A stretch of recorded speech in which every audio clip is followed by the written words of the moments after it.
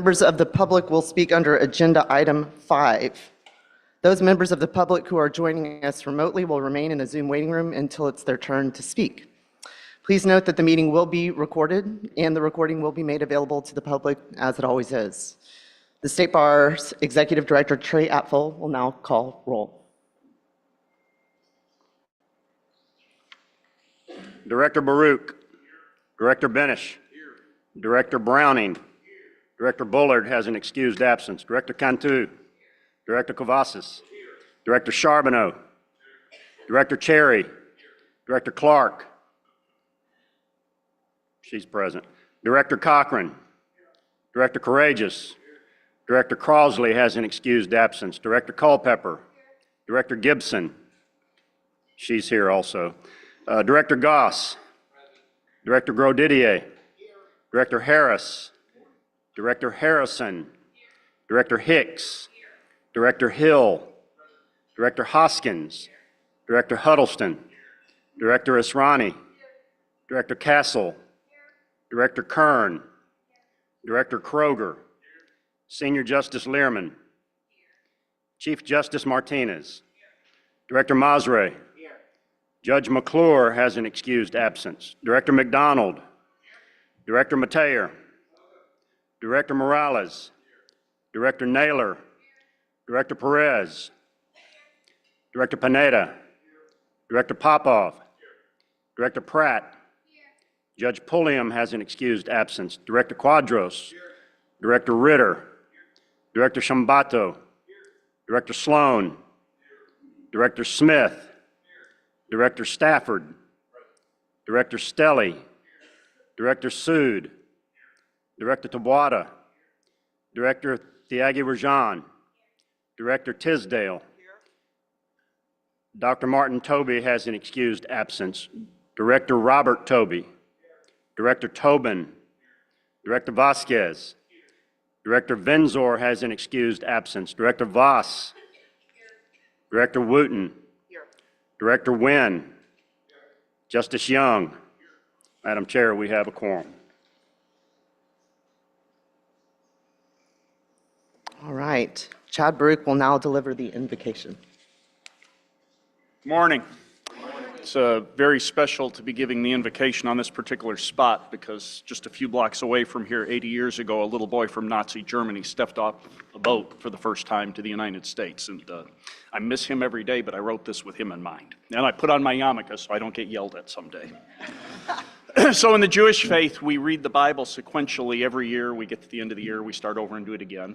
And in that way, every school and congregation in the world is studying and talking about the same part of the Bible every week.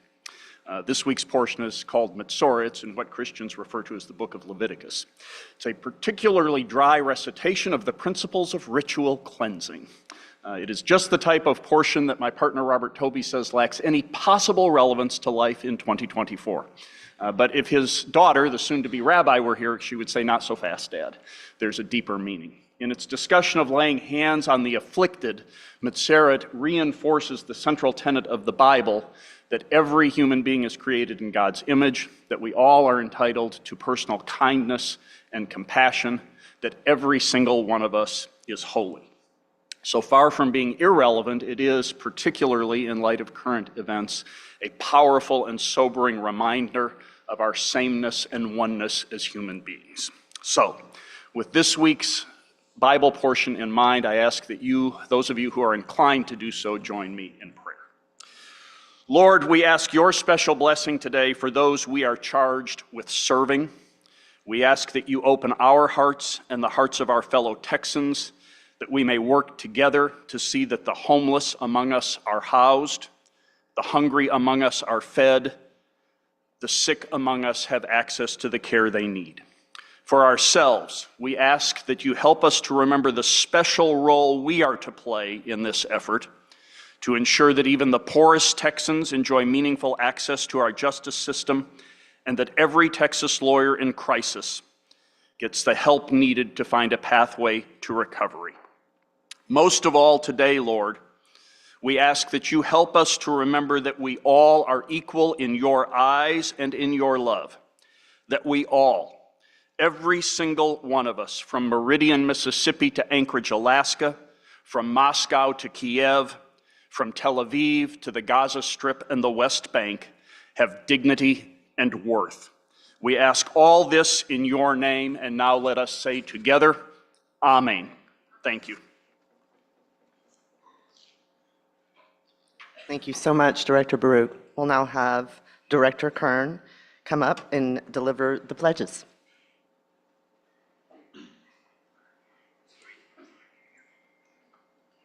Good morning. Good morning. I pledge allegiance to the flag of the United States of America and to the republic for which it stands, one nation, under God, indivisible, with liberty and justice for all. Please face the Texas flag. Honor the Texas flag. I pledge allegiance to thee, Texas, one state, under God, one and indivisible.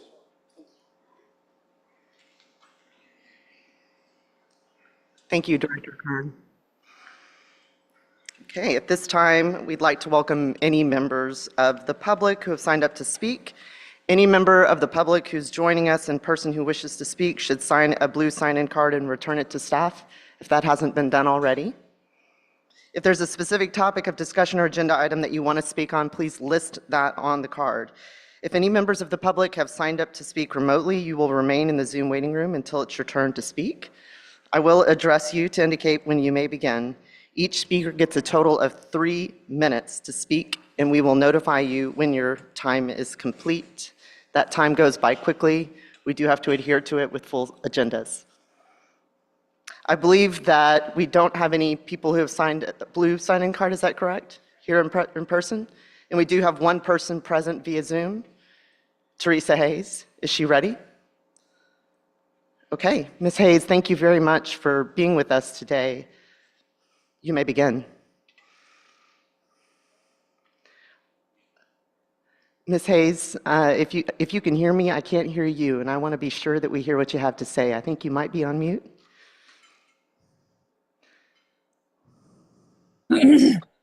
Hello, can you hear me? Yes, we can. Thank you so much. This is not how I expected to be speaking. I expected to be speaking in person. I was a victim of domestic violence. And since that time, every effort has been made to cover up what was done to me and the people involved. It started with my ex-husband, and my marriage ended in front of a police station. My ex-father-in-law is Alfred Herman Forston Sr. I was married to his son, the junior, and he was an international chemical engineer and on the state board of MHMR and the Texas Council on Family Violence to cover up not only what was done to me, but to his ex-wife and other members of this family. He's been called a puppet master, and the attorneys involved in my case covered it up as well, not calling witnesses, not doing so many of the things that should have been done. I'd been to the hospital that day and they did not use my medical records. I was trapped in a marriage because he had stated that he would take my children if I divorced. Since that time, attorneys have been covering up. My phone's been hacked. My computer's been hacked. I've been drugged numerous times, even before speaking at the Battered Mothers Custody Conference the day before I was due to leave there. But this has been ongoing.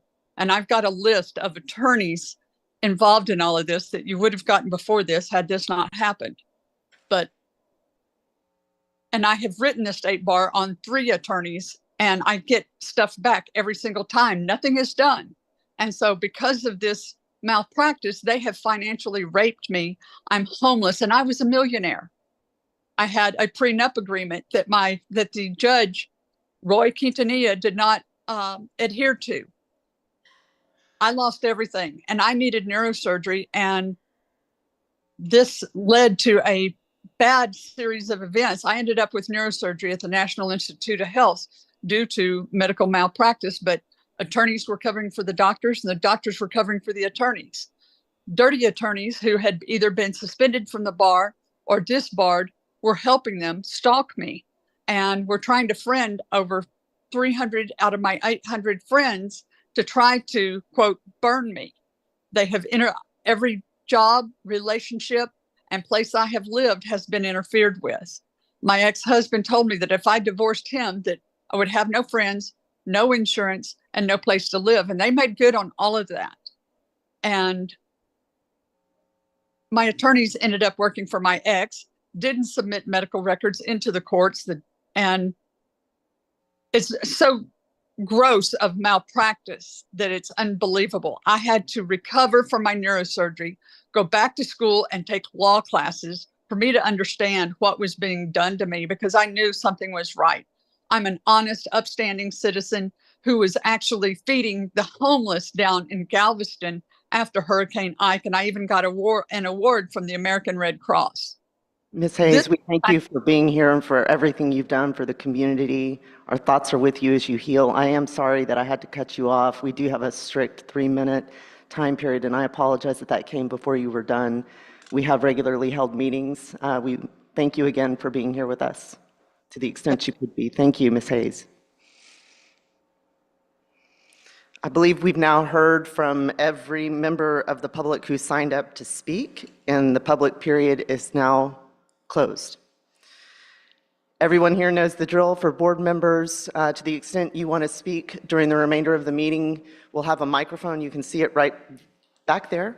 You can go up to that so we can all hear you when you speak. Okay.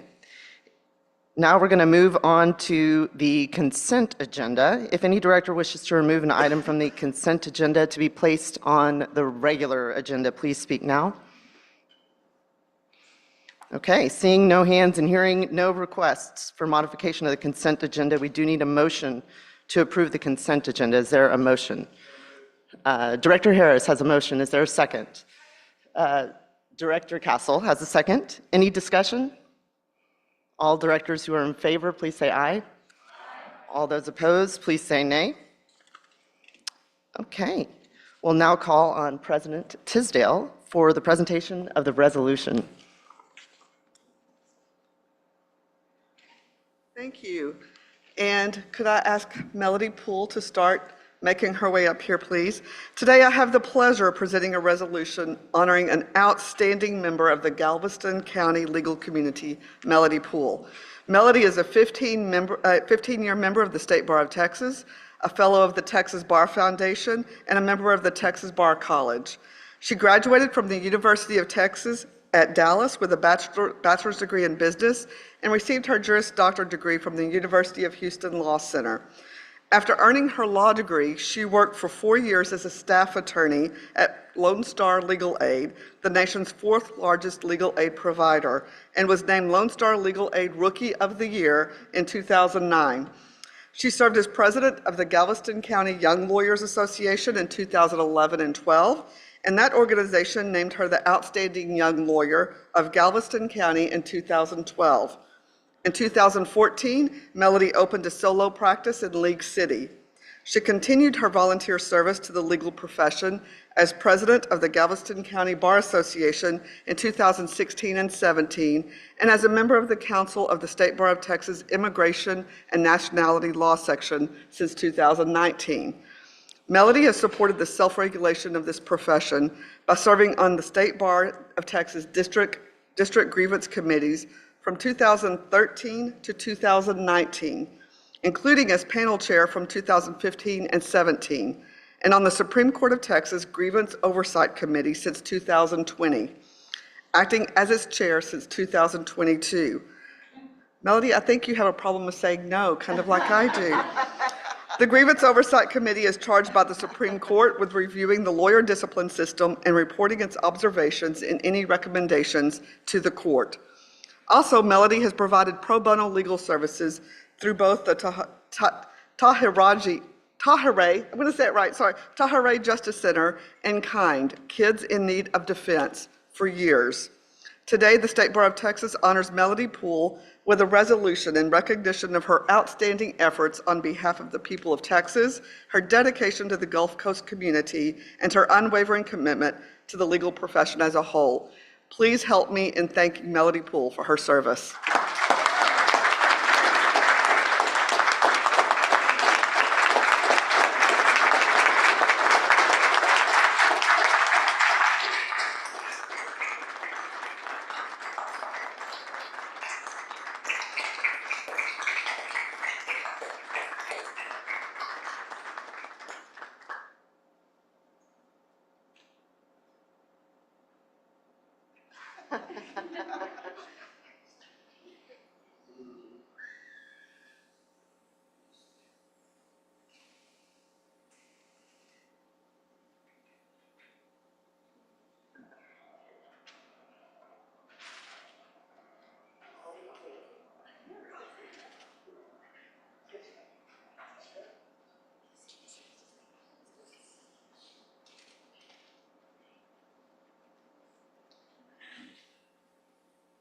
Well, I hope one day to live up to being able to receive that. So thank you very much. But I also want to say thank you to a lot of the people in this room that inspire service.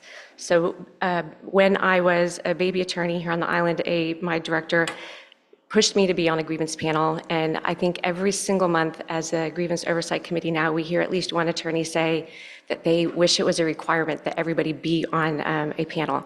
It's not sneak peek in our reports coming out next month. That's not in our report. But it is, I think, everybody who's on a panel, it just opens your eyes to the rules and the process and all the layers. And then my other thank you would be I followed behind on the Young Lawyer and then Big Bar Board, two amazing people that were organized and had a mission, Robert Booth and Kelly Haas. And one of the things that they recommended was that when I was at Lone Star Legal Aid, I take the Access to Justice chair to bar leaders for our organization here in the island. And that was the first window in seeing the business of the bar and all of you, this whole room of people and what you do. And Kelly Ann Clark and David Courageous making it look like this is the best and most fun part of the job is doing the bar service. And it has continued to be. So I know that Sherry Goldsberry at the time was our director and would come back and tell us all the business and what was going on and keeping updates, and just go do that. I know that as directors, you have to fill those panels and all the other committees that you make appointments to. Just thank you, because it continues forward, and it really does make a difference once you're involved, once you're volunteering, to really understand what self-governance looks like in Texas and the impact that we do have in our community. So thank you, keep doing it.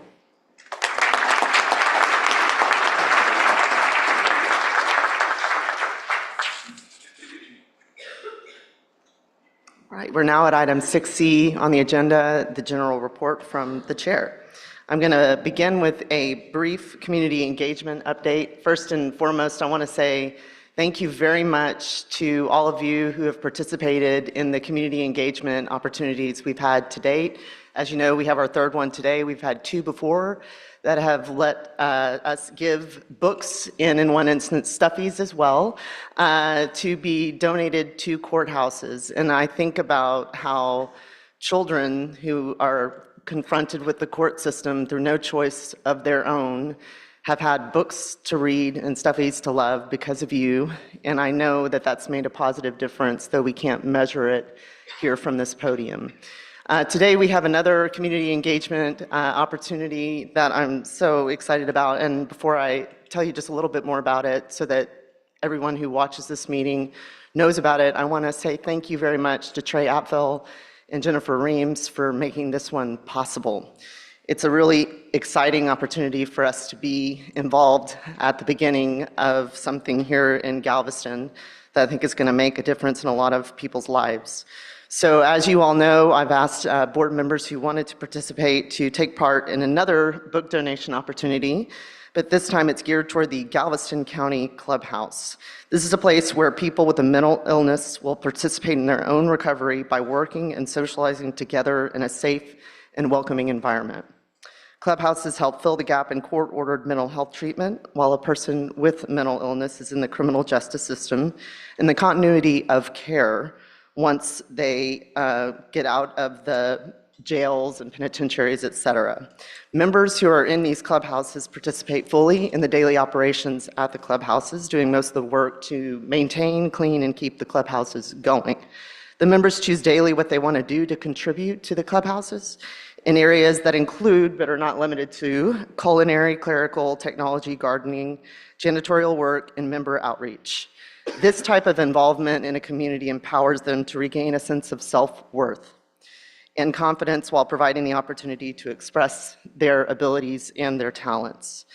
This community helps to demonstrate that mental illness need not carry a stigma, that given the tools, those with mental health concerns can be, and often are, productive members of society with a whole lot to offer. This particular clubhouse got a grant from the Texas Bar Foundation as well as other grants. This is going to be, I believe, the 10th one in Texas. I learned last night that it's actually, though, something that's coming on the heels of a lot of other development around the country. There are over 300 in the world. These have been around for over 60 years, and what they've seen through these clubhouses is that they reduce recidivism. I think that's really powerful, and I'm glad that we're all here to be a part of it. Through this work, we are doing something to improve the administration of justice and the functioning of our court system. I think we're also doing something to help human beings, all of them, and I'm grateful to all of you who participated, and also to Judge Malia, who made it possible here in Galveston, and to Randy Robinson, who is going to be the executive director of this new clubhouse and already has done a lot of work to get it off the ground. They're both here today to accept these donations. Thank you for being here. Thank you, board members, for making this possible.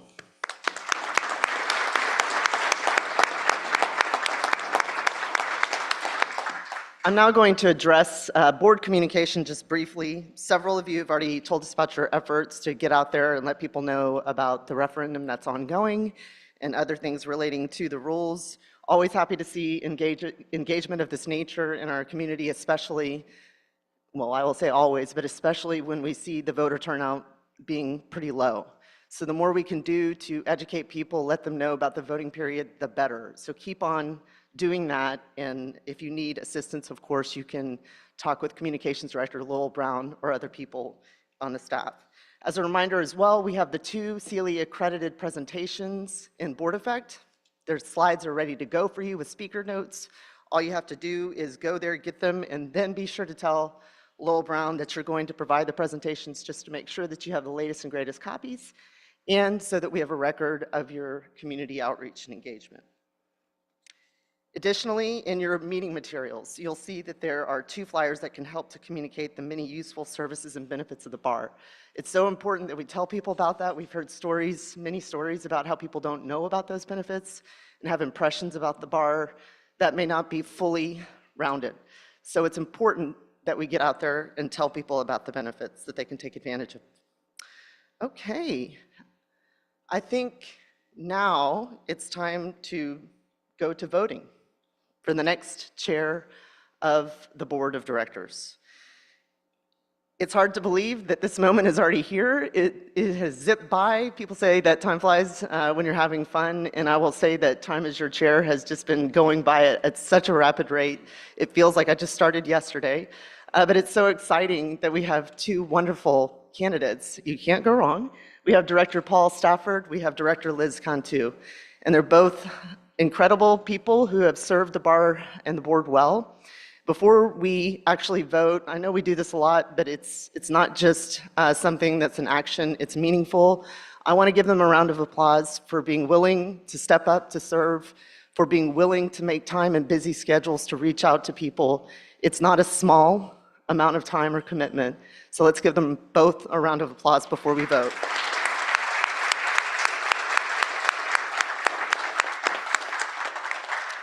All right, so at the last meeting, we all decided through vote that we would do this via Board Effect, so electronically. And that's why it was so important for all of you to have Board Effect up. Hope you all have that up on your screen.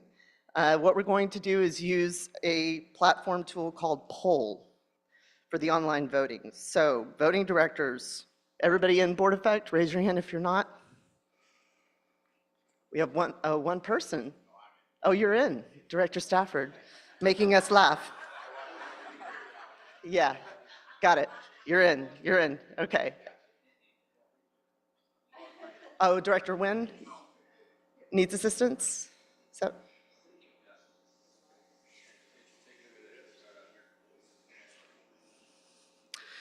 while we're ensuring that everybody has access, I will tell you what you've been told before, but just to remind you, the state bar rules require that directors be present to vote. There's no voting by proxy that can occur for this particular vote. The electronic votes are going to be subject both to the Open Meetings Act and the Open Records Act. For that reason, we're having you log into Board Effect so that we have a record. As provided in the policy manual, the election will proceed in the following way. You're going to vote for one of the 2 chair candidates. The candidate receiving a majority of the board members present and voting with those votes wins the election and will be the next chair-elect. There are slides up here. Can everybody see this? They'll give you instructions on getting to where you need to be, specifically to access that tool called Poll that I mentioned.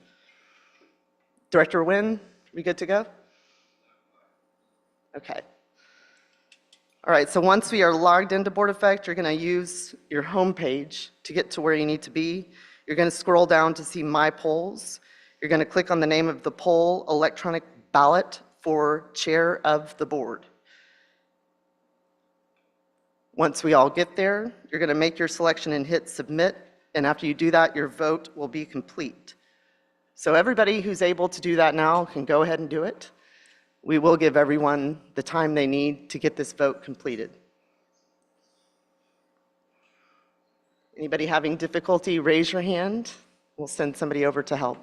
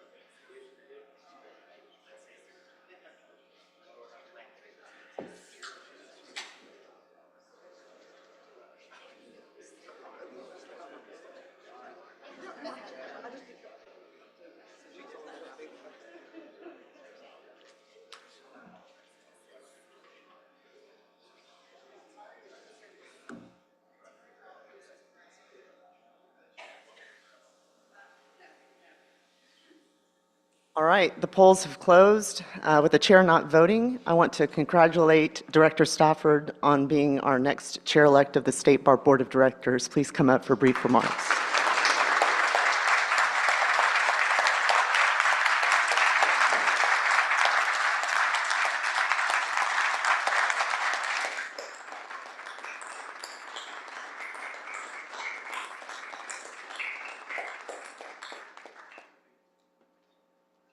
Minutes.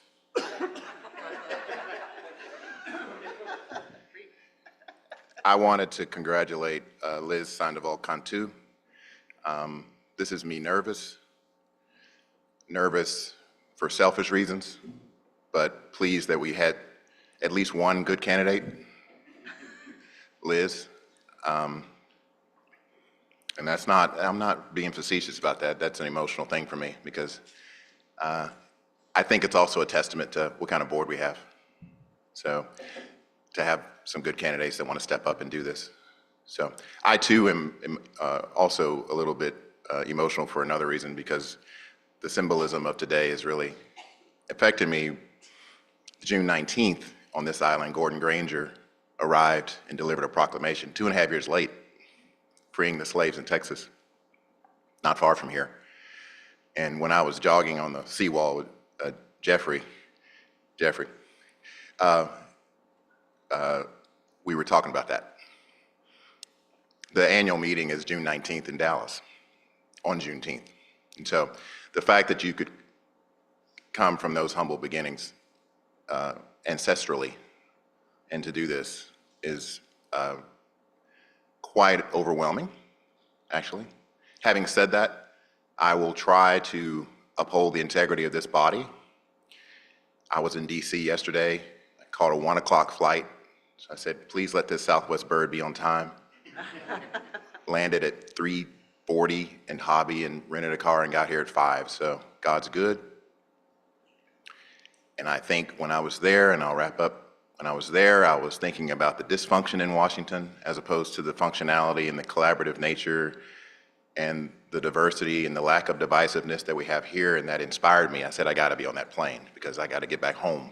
I gotta get to a place that's warm and inviting and productive and not as contentious. And so with that, I appreciate and am honored by this, truly. And I will do all that I can to uphold the integrity of your vote. I will do all that I can to uphold the integrity of the body if you did not vote for me. And more importantly, I will do all that's important for the state and for its members of the bar. Thank you.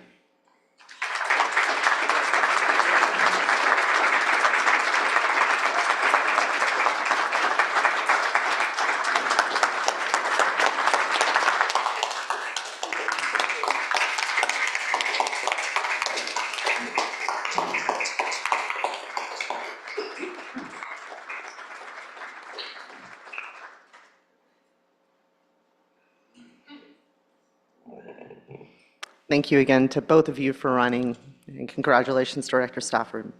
It's now time for the general report from our Executive Director, Trey Apfel. Good morning. Congratulations, Paul. Congratulations, Liz. We appreciate y'all stepping up to serve and looking forward to working with both of you. Melody Poole, thank you very much. You are an inspiration to us and to the profession, and it is an honor to recognize you for the work and service that you provided. You represent the best of all of us, so thank you very much. And thank you, yes, please.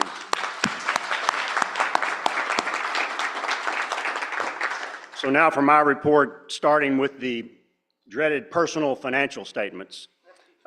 Voting members, remember that your PFS report for calendar year 2023 is due to the Ethics Commission by April 30. April 30. If you have not filed your statement, make sure you file it or request an extension by April 30. April 30. On the rules vote front, you'll hear more about our elections later in the meeting, but I wanted to take this chance to thank all of you on the board and our Committee on Disciplinary Rules and Referendum who have given presentations on the rules referendum. This has been a group effort to educate our members about the proposed rule changes and encourage voting, and we appreciate all of your hard work on behalf of the bar. I encourage you to continue that effort to reach out to your colleagues and making sure that they get the vote out. Yesterday, we continued our tradition of hosting a free half-day CLE in advance of the board meeting. Attendees received 2.5 hours of CLE credit while learning about the State Bar, the 2024 rules referendum, tips for lawyer wellness, and legislative updates in family law and litigation. I want to thank President Cindy Tisdale, Steve Naylor, Director Cade Browning, Director Robert Tobey, and Chris Ritter for speaking at this event. It was well attended, and we appreciate their presentations. Paul mentioned the 2024 annual meeting coming up. We continue to prepare for that meeting. The conference is scheduled for June 20 and 21st at the Hilton Anatole in Dallas. As I mentioned at the January board meeting, our keynote speakers are Camille Vasquez, Professor David Granardo, and Fifth Circuit Judge Irma Carrillo Ramirez. The annual meeting committee continues to be hard at work raising funds to cover the cost of the conference, and if you are interested in sponsorships, please let us know. All board members received an email with a special registration form from Jen Reams. Please make sure you email your registration form to her as soon as possible. Do not register online. This will also ensure that you are registered for all the necessary events and that you have a hotel room. For State Bar members watching this meeting, early bird registration is underway through May 21, and you can register online at texasbar.com/annual meeting. Planning is also underway for this year's Local Bar Leaders Conference, which will take place July 25-26 at the Westin Galleria in Houston. This will be preceded by our biennial board retreat on July 24. So be sure and mark your calendars, July 24, 25, and 26. The board retreat will be a work session for our board on strategic planning and other related issues. The Local Bar Leaders Conference brings together local and specialty bar leaders, young lawyer affiliate leaders, and local bar access to justice delegates from across Texas to share information and ideas to help them better serve their respective members. The conference is one way that the State Bar of Texas meets its statutory purpose of encouraging the activities of local bar associations. So please make plans to attend. We continue to feature the members of this board each month in the TBJ Director Spotlight column. Thank you to everyone for your participation. If we haven't gotten to you yet, we will. Our goal is to feature every director before the end of their term on the board. When you get your interview request from our TBJ staff, please respond promptly. It's important that our members hear from you, that they see you, so that they can better understand your contributions as volunteer leaders of our bar, and they can also understand the work of the State Bar Board of Directors. Next, I want to update you on the State Bar's free legal resources program. Our Public Affairs Department manages a library of free legal resources, and that's produced by the State Bar and Texas Young Lawyers Association. These resources are provided as a public service and designed to educate the public on the legal profession and Texas law, although they are not intended, obviously, as legal advice, and readers are advised to consult a lawyer. The catalog of titles includes publications targeted to attorneys. Combined, it constitutes more than 130 different pamphlets, videos, web-based projects on topics ranging from when to obtain a will, pursuing an uncontested divorce, enumerating tenants' rights, and understanding special education laws in Texas, among others. Free legal resources for the public can be found at texasbar.com/resources. Resources aimed at attorneys are found at tyla.org/resources. The titles are requested by and distributed free of charge to individuals, law firms, courts, and law-related organizations throughout the state. After the Fifth Circuit's Boudreaux decision in November, we temporarily took down our entire free legal resources library so that each title could be reviewed for compliance. As you can imagine, this was a big undertaking, but thanks to the great work of our TYLA leadership and our staff, I'm pleased to say that the library is now back online and compliant with Boudreaux. I want to thank TYLA President Laura Pratt. Yes, thank you. As well as our incredible Public Affairs Department staff, Rebecca Johnson and Claire McDaniel, and our in-house legal counsel, Chris Ritter, Amanda Engel, and Ian Stusloff for their work on this project. And I don't want to leave out Lowell Brown, our Division Director for Communications. They did a tremendous job getting this back and in place, and it's a great resource. Thank y'all. There are many other accomplishments by our staff that I could focus on, but in the interest of time, I want to mention just a few highlights. First of all, our advertising review has streamlined its submission application, and its staff review turnaround time for most submissions is now under 3 days. Information technology and accounting are deploying a new accounts payable software to improve tracking of invoices, reduce processing time, and provide real-time status updates on payment processing to staff.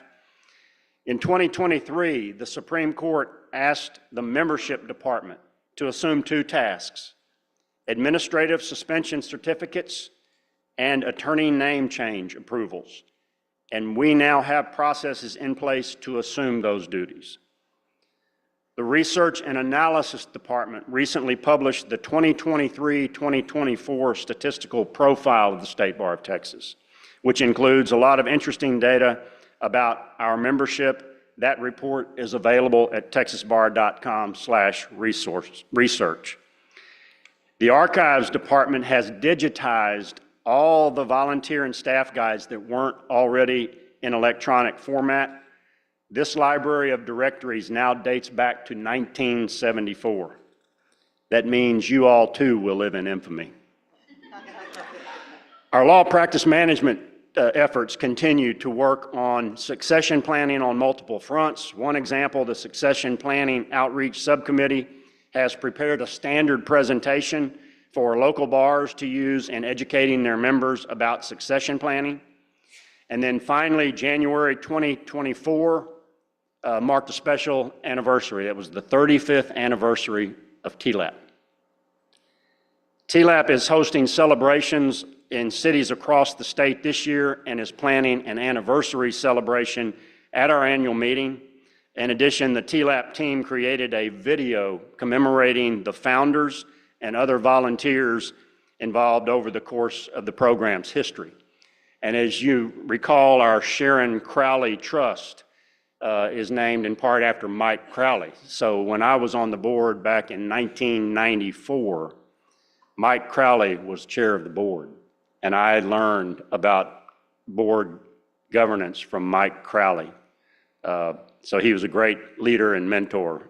And I had the opportunity, we held a celebration for TLAP at the Law Center, and our TLAP staff was there. Michelle Fontenot led the way. I had a chance to make some comments, and then several local TLAP volunteers and supporters came, including Dickie Grigg, as always. But it was a very special event and really, really great celebration. So keep that in mind. Now for the Staff Excellence Award. It's my pleasure to present the quarterly Staff Excellence Award to Amanda Engel. Amanda joined our Office of Legal Counsel as in-house counsel in June of 2023, and she brought a wealth of legal experience to our State Bar team. Amanda is a graduate of Rollins College and Texas A&M University School of Law. Her legal background includes family law, criminal law, and governmental law, having served as a legal counsel in the Texas Department of Public Safety, handling legal matters and appeals from trial up to the Supreme Court of Texas. She has worked tirelessly with our legal team and our communications team to help deal with major developments at the State Bar. She substantially assisted Chris Ritter in the development and implementation of a new communications review process and has been a major contributor to making that process work so well. She has also assisted the communications team and human resources on a variety of matters, and she has done so with an amazing attitude and great care. Amanda acts as an advisor to various State Bar staff and volunteers while also ensuring compliance with the State Bar's governing documents and other applicable laws. She also has assisted with other projects such as updating important documents, working on referendum-related matters, being a liaison to standing committees, assisting in presentations regarding legal matters, and helping with litigation issues. She has more than earned the honor she is being recognized for today. Thank you, Amanda, for your commitment to excellence and your dedication to the State Bar of Texas and the people it serves. Please join me in thanking her.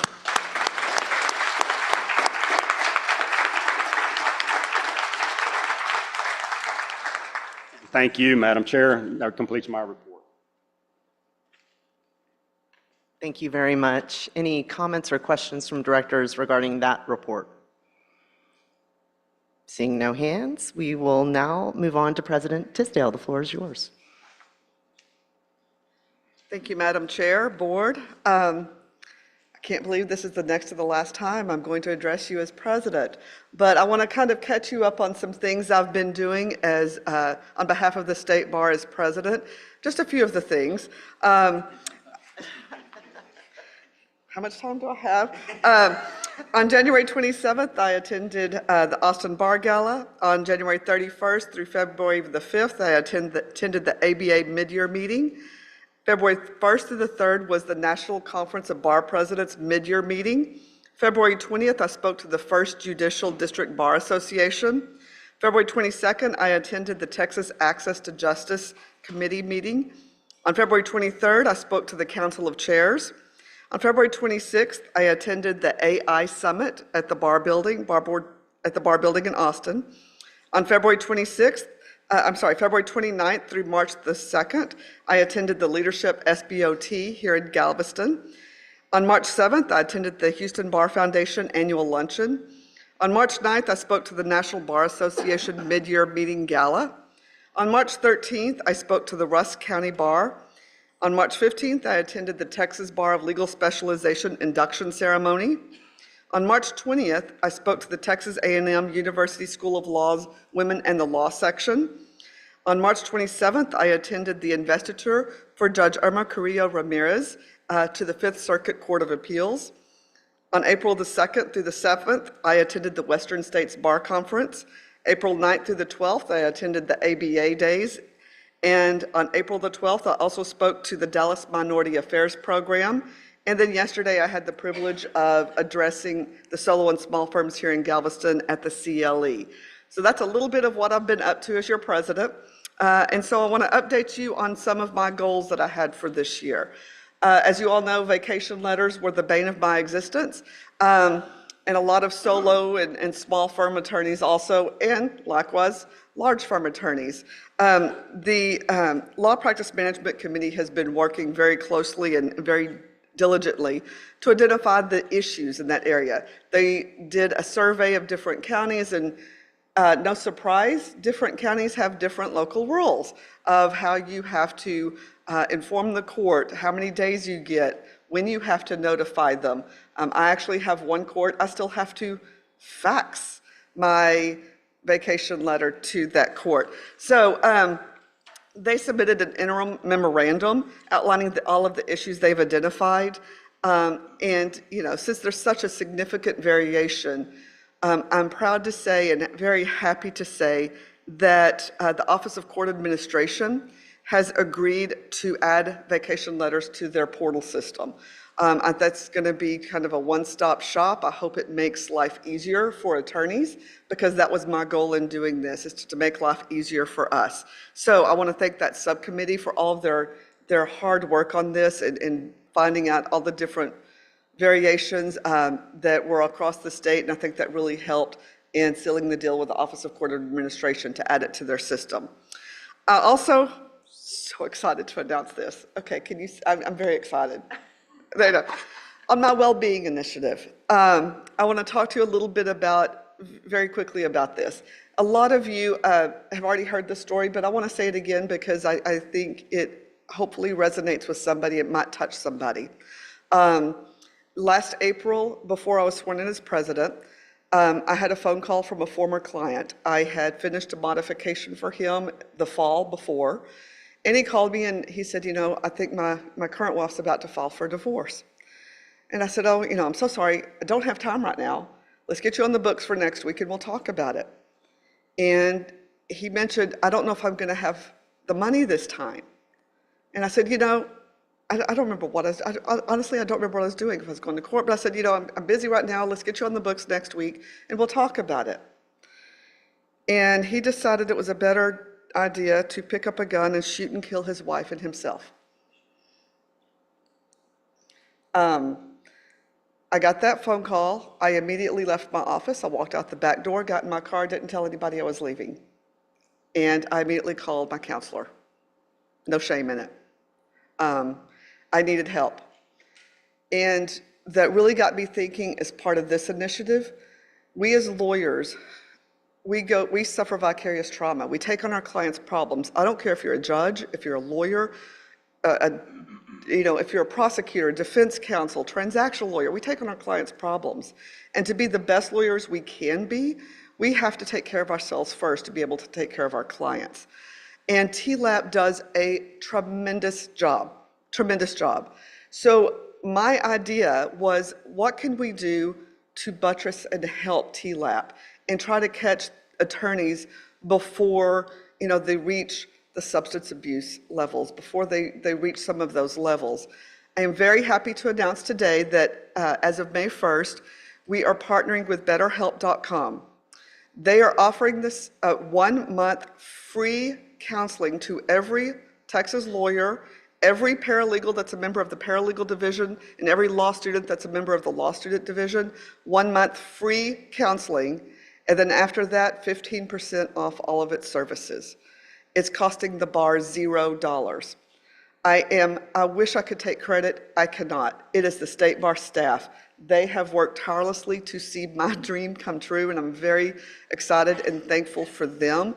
But I also wanted to share that story because I'm very excited. If I can help, if this idea can help one lawyer, then it's worth it. And so I want to thank you for indulging me, just a point of personal privilege on that, but I'm very excited about this initiative. Thank you. And honestly, that applause should be to the State Bar staff. They're the ones that saw this through. So that's going to launch in May. Look for my Texas Bar Journal article in May. It's going to tell you all about it. I'm very excited about that. So moving on, I want to go to an action item. It's for the at-large director. There, as you know, having to pivot, right? But there are 4 at-large director positions for the State Bar Board. At the annual meeting this June, the term will expire for one of the positions. Unfortunately, the term for Kelly Ann Clark will be ending, and the board policy provides that that position needs to be filled. December 1st was the deadline to submit nominations for the at-large director to the State Bar. This year, we received 7 nominations for consideration. The ad hoc committee to select the at-large directors reviewed the nominations, conducted interviews, and submitted 2 nominees for my consideration. I conducted my own interviews of these 2 nominees in person. I met with both of them in person. They were both incredible candidates. I was so overwhelmed by both of them. They both have tremendous experience, tremendous volunteer service. I'll be honest with you, it was a very difficult decision, but I'm so glad that we had two amazing individuals to consider. I have selected Karen Locke of Louisville. She is a graduate of Baylor Law School. She serves as the Regional Vice President and General Counsel at TIAA Financial Services and works on corporate regulatory matters, government relations, compliance, and policy issues. Karen has an impressive, long resume of service in the legal profession. I will not go through it all, but it does include serving on local grievance committees, chair of the Texas Bar College, president of the Dallas Asian American Bar Association, and serving on the boards of the Dallas Holocaust and Human Rights Museum and Texas Women's Foundation, just to name a few of her accomplishments. This term for the position will begin at the annual meeting, and I really want to thank Kelly Ann Clark and her committee for all of their work on this. That was Noel Hicks, Rudy Mathieu, Laura Pratt, and Radathia. I said that right, didn't I? Mateer. Okay. And Radathia Garajan. So thank you so much for the committee and all of your work on that. And again, I'm very happy about the quality of the candidates we had this year. And so at this time, I move that the board approve the appointment of Karen Locke as the at-large director for a term beginning at annual meeting 2024 and ending at the annual meeting 2027. So we have a motion from President Tisdale. Is there a second? Second. Director Musri makes a second. Any discussion? Okay, all directors in favor say aye. Aye. All those opposed say nay. Motion is approved unanimously.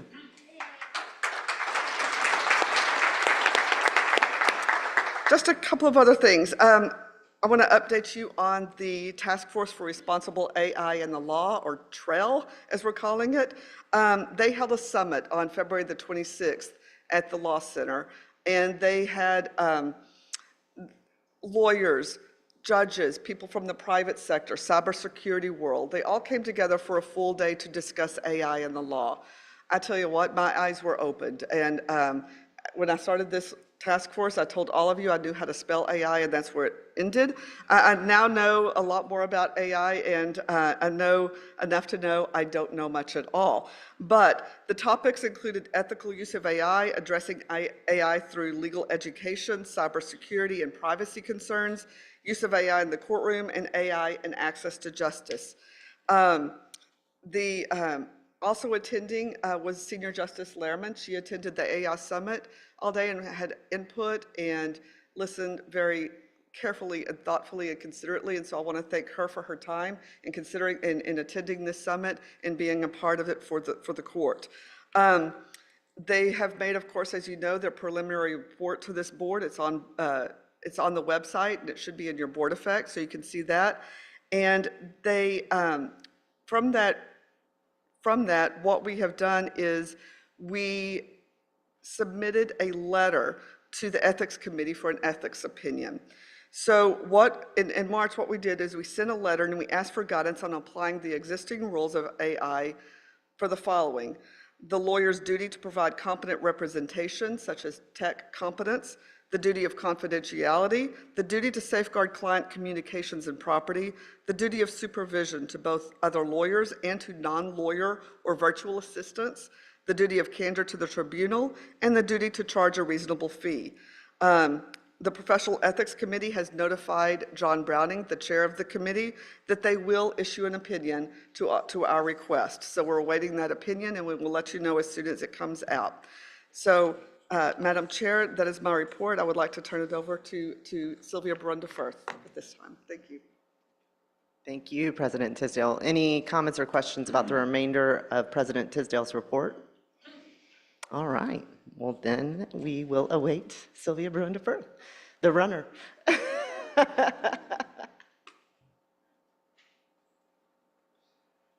Thank you. Good morning, everyone.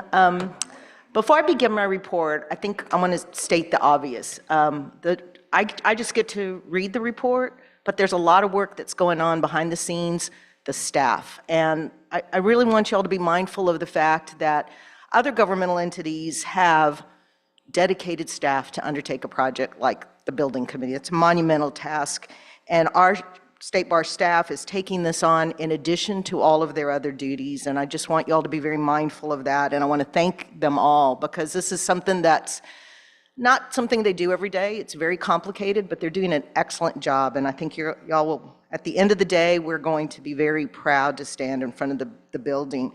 I just personally, I'm getting ready to see the end product, and I was thinking about this. When I was still in the city attorney's office, we started a project to build a children's museum in El Paso, and I think when you all were there, you saw it under construction right next door to the hotel where you're staying. And so think about how many years ago that was. We had to do a bond project, we had to do everything, but now it's getting ready to open on August the 8th. And so those of us who work in public service know we call it cathedral building. It takes a long time. So, you know, we're doing this project, and it's going to take a little time, but thank you to the staff, to Trey under his leadership, and you all for supporting that as we go forward. So I've got some updates for you with regard to 1415 Lavaca. So you may recall that in January, the Lawrence Group submitted their initial estimate to us, which was estimated to be $14.2 million. That was based upon the architectural renderings. And now that we have the construction manager at risk, the CMAR, Rogers O'Brien on board, we'll start seeing more precise estimates. So Rogers O'Brien has reviewed the schematic design put together by the Lawrence Group, and based upon those designs and initial contractor bids, see this, it's based upon bids, so they're pretty close. They come up with their first cost estimate, and their estimated total is $18.1 million, which is higher than the first estimate we received from the Lawrence Group, and it's no surprise to anybody, that's mostly due to inflation. But of this $18.1 million, about $1.3 million are contingencies. It's built into the project. In case we need to make changes to the design, or in case there are construction-related things that come up, such as price increases in the materials. So the true cost is actually $16.2 million with contingencies on top of that. The new estimate does fall in line with what we were originally expecting, and we expect that those costs will continue to increase until construction is started. The estimate still does not include furniture and fixtures, and there will be a separate process for the selection and procurement of all the furniture that will be in the building, and we will be using an RFP process so we can get the best estimates on pricing from various vendors. The most recent estimate is very detailed, and it contains estimates of all aspects of construction and materials. We'll still see 2 more estimates from Rogers O'Brien as more of the architectural plans are completed. And we'll see one other estimate once the architect completes the design development plans, and then the construction documents are completed. When that happens, Rogers O'Brien will give us what we call the guaranteed maximum price. As you recall, we selected the construction manager at risk delivery method so we would have that guaranteed maximum price. But we won't ask them to give us that final estimate until we have a good handle on when we actually are ready for the construction to start. And that's going to be driven by our fundraising efforts, where we're going to need everybody's help. With regard to the interior design, we have other exciting developments to report on. So Rogers O'Brien has done some preliminary investigative work on the interior ceiling of the historic building. And the wood in the ceiling is believed to be the original cedar wood from the building, and it appears to be in really good shape. So they will be doing more analysis of this, and their suggestion is, if it turns out as we please, they may suggest that we open up the whole interior ceiling area so that the wood can be seen. And it'll really add to the historic feeling of the building, and we're really excited about that potential opportunity. In fact, last night, Laura and I were talking about that room that we were using for the hospitality room and the exposed brick, and how that added some neat character, so we're hoping that we'll have some of that available for us. The staff has been meeting with the design interior consultants to look at interior finishing and materials, and they're looking at flooring, walls, ceilings, color palettes, and this work is still a work in progress, and we'll have to conclude this by June. The staff is looking at other very important elements of the building design as well. They've met with security consultant to identify the optimum places for cameras and the use of access badges in various parts of the building. The hope is that we'll have a security system that ties with our existing security system at the Law Center so that the entire campus will be secured by the same system. Staff will begin working with the landscape designer to give us ideas about redesigning the west side of the Law Center. We want the landscaping, remember the original concept was we wanted to tie the landscaping in that area to the Lavaca building, so we have a unified campus feel with similar concepts for both buildings. And two final notes about design. We're going to be installing air walls to split, this is new, to split the second floor main conference room to give us more options with regard to the meeting space. We're also going to do the same for the board meeting room on the third floor. That'll make it possible for us to divide up the room and use it for smaller gatherings. That's in large part due to talking to people about how we expect the building to be used. And on the big topic of fundraising, the staff has been working on the fundraising plan and has made progress, including some legal details that will be covered by legal counsel later in the meeting. And additionally, the staff has continued working with our fundraising consultant, FBC Generosity Experts, to put together a fundraising plan. And there's many steps necessary to develop and implement a comprehensive capital campaign design. And we'll have more information about this in the future, and we'll be tapping you to assist.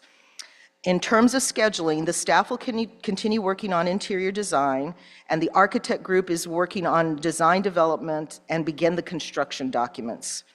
And so on behalf of the Building Planning Special Committee, we would like to recommend that the board authorize the SBOT staff to move forward with the design and construction planning. And I believe Chair Wooten is going to ask the board members to make a motion. And that concludes my report. We do need a motion and a second to approve the authorization of State Bar staff to move forward with design and construction planning. Is there a motion? Director Harris. Is there a second? Director Cavazos. Any discussion? All those in favor say aye. Anyone opposed, say nay. That passes unanimously. We're now going to hear from our President-elect, Steve Benish. Good morning. I must confess to you, from my place on the schedule, I usually step up to the mic distracted. And the reason is because I'm always still marveling at President Tisdale's report.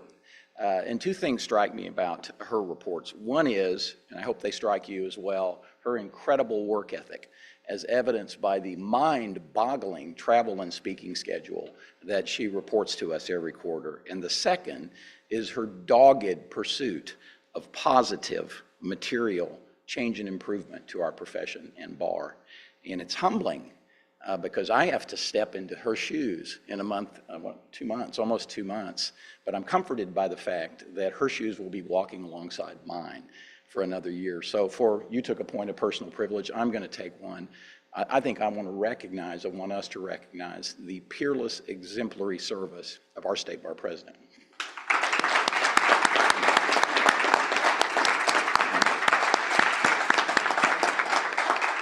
Tough act to follow, so let's go to the budget. But before we do that, I did want to report that unlike President Tisdale's schedule, I also have attended a number of state and local and affinity bar functions and law school functions since the last quarter, over the last quarter. But the one I wanted to report to you was an interesting one that Executive Director Apfel and I went to in Chicago. It was the Bar Leadership Institute, an annual institute that is for rising presidents-elect of state and local bars. And it was an excellent opportunity for me to meet with and spend time with my counterparts, presidents-elect of other state bars throughout the United States, to share best practices and to discuss rising and existing issues that are material and that are common to our bars. And it was a wonderful opportunity, time well spent. I will confess I stayed over on my own nickel one extra day for St. Patty's Day in Chicago to watch them dye the river vivid green and to watch that incredible St. Patrick's Day parade that you may have seen in The Fugitive if you ever saw that movie. If you ever get a chance to go up to Chicago for St. Patrick's Day, We're not paying for it, but I commend you as the chair of the Budget Committee, I commend you to do that. All right, let's jump into the budget with that, and thank you for those points of privilege there. I'd like to provide you an update on the proposed budget for the State Bar for fiscal year 24-25, and then I'm going to be bringing to you 3 action items that I will pause for a vote after each action item. The proposed budget for fiscal year 24-25 hasn't changed since its presentation during the January board meeting.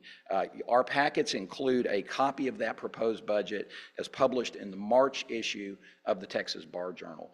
The State Bar's Our Finances webpage also includes a detailed report on the proposed fiscal year 24-25 budget.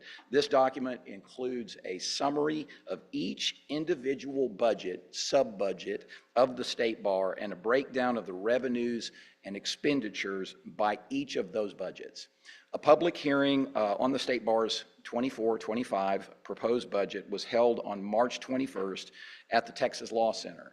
As it turned out, there were no members of the public who attended and no comments were offered, but we were ready. Let me turn to the next page, I'm sorry. Today, I am going to be seeking as the first action item board approval from you to present the proposed budget to the Supreme Court of Texas. Pending board approval, a meeting will be held with the court on May 6th. And therefore, I make my first motion of the day, and that is on behalf of the Budget Committee to approve the presentation of the fiscal year 2024-25 proposed budget to the Supreme Court of Texas. Coming from a committee, we do not need a second on that. Any discussion? All directors in favor, say aye. All those opposed, say nay. It passes unanimously. Thank you for that. The Budget Committee has been hard at work on a number of other tasks, including reviewing the most up-to-date financial trends and projections of the State Bar. The committee met on February 7th and reviewed detailed trends, projections, and other financial information as presented by Executive Director Apfel and Chief Financial Officer Tracy Jarrett. And the Budget Committee met again on March 19th to develop a long-term strategy to address the projected budgeted deficits that the State Bar is currently forecasting, and I'll talk more about that.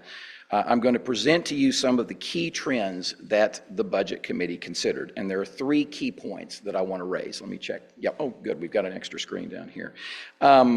The first key point is that the Bar's budgeted expenditure growth is outpacing budgeted revenue growth primarily due to inflation. The proposed budget for fiscal year 24-25 was scrutinized by the Budget Committee and the State Bar staff. In that budget, ongoing operating expenditures exceeded projected revenue by over $2 million, $2,194,260. And that's an increase of the budgeted deficit of $645,920 from the current adopted budget. So that's the first point I wanted to make. The second one is that, as we discussed at the January board meeting, the State Bar's proposed budget for fiscal year 24-25 will include setting aside funds to cover those projected deficits. However, those funds are estimated to cover only the next 2 to 3 years of operations. That's the second point. The third point is this: the Finance Division's current budget projections include a projected budget deficit of $6 million per year by fiscal year 2030, which will be here before you know it, believe it or not. And that is if expenditures grow at 2.5% annually, which is less than the 10-year average inflation rate in the United States. And there is a visual, I believe, in connection with that. Inflation is one of the main drivers of the growth rate of expenditures, obviously. The 10-year average rate of inflation is 2.7%, but The last 3 years have hit record numbers ranging from 4.1% to 8% in 2022. The State Bar's 10-year average growth in expenditures over the last 10 years was 2.07%, which, as I said, is below the 10-year average inflation rate. And this is commendable that the State Bar continues to implement cost-saving techniques to make the members' dues go as far as they can. Some of the major advances have included embracing technology, technology to collect revenues more efficiently, and also using electronic marketing and learning platforms. Other advancements have been regular budget monitoring and conserving to keep expenditures at a low growth rate. Another visual for us. This chart presents some of the key points that I just mentioned graphically. It projects the State Bar's general fund expenditures, which are the red line, compared with the projected operating revenues, which is represented by the blue line over the next 7 years. The revenues are projected based on historical growth, and the expenditures, and they are projected using a growth rate of 2.5%. Just under the 10-year average of 2.7%. If no action is taken, the projections indicate that the State Bar will have a projected deficit of $6 million, as I mentioned, by fiscal year 2030. And this brings me really to the last key financial point, which is a remarkable one to make, and that is that the State Bar has not had a dues increase since 1991. I kind of hate to say this, but looking around the room, I'm one of the few who was actually practicing law in 1991 here in the room, but I was. And by coincidence, last night at dinner, I had a nice conversation with Judge Jim Parsons, who was the State Bar president in 1991, and we discussed how remarkable that is. By comparison, the price of gasoline was $1.14 in 1991 per gallon, and the price of milk per gallon was $1.05. It's a bit more today. This achievement is something that the State Bar has prioritized for a long time and has valued for many years. The fact that the State Bar has not had to ask members for a dues increase in 33 years is an indication, a clear indication of the overall culture of the organization. The leadership truly cares about keeping costs low and providing outstanding services at the same time. But when financial trends are projecting significant deficits, it's time to consider, finally, a dues increase. There are currently 2 ways under the Texas Government Code that we can increase dues that are permitted.